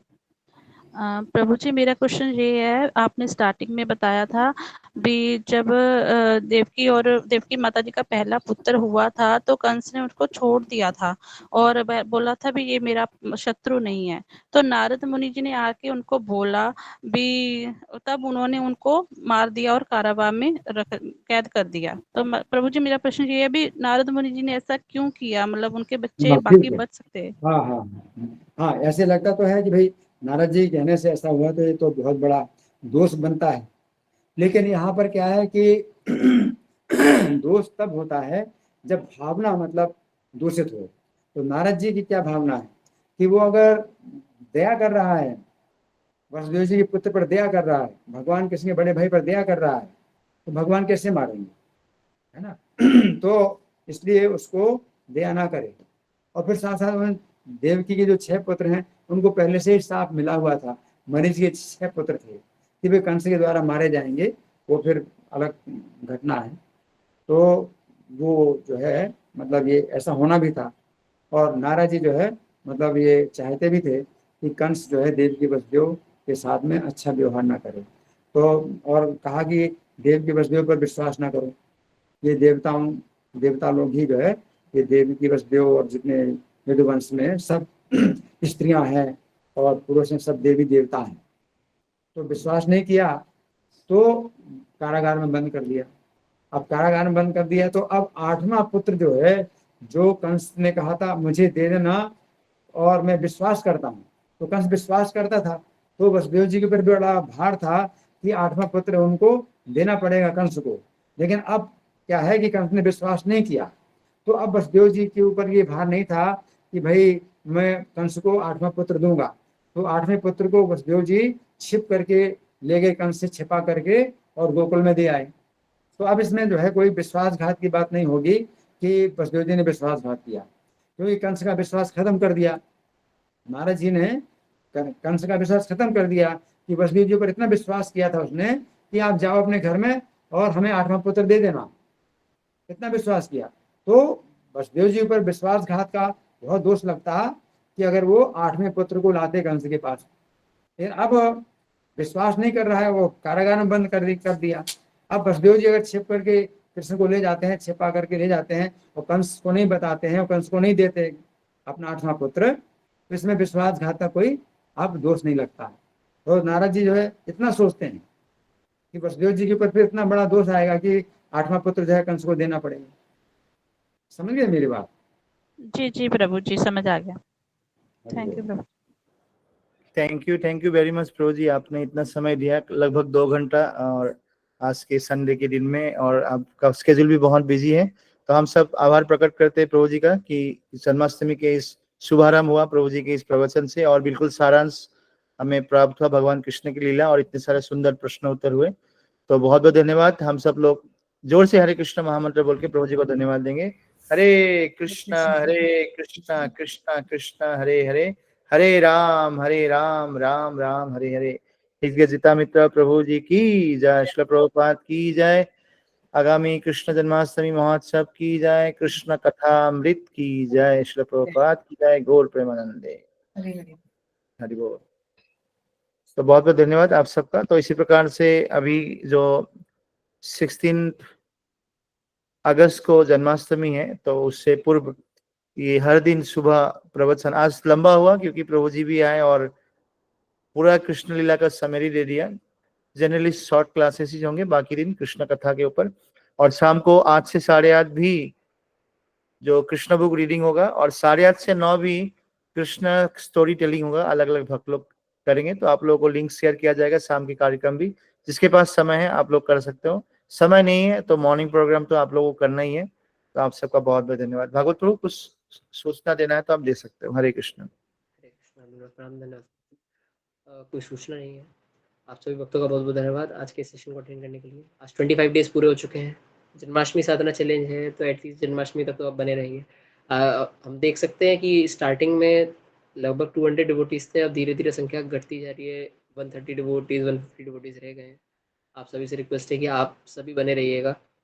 आपकी स्पिरिचुअल ग्रोथ में ये सब चीज़ें बहुत बेनिफिशियल होंगी। आप देख सकते हैं कितने एक्सॉल्टेड डिवोटीज यहाँ पर लेक्चर देते हैं, कितना एक्सपीरियंस है। मित्र प्रभु जी का एक्सपीरियंस, उनके रियलाइजेशंस बहुत इंपॉर्टेंस रखते हैं हमारी स्पिरिचुअल लाइफ में।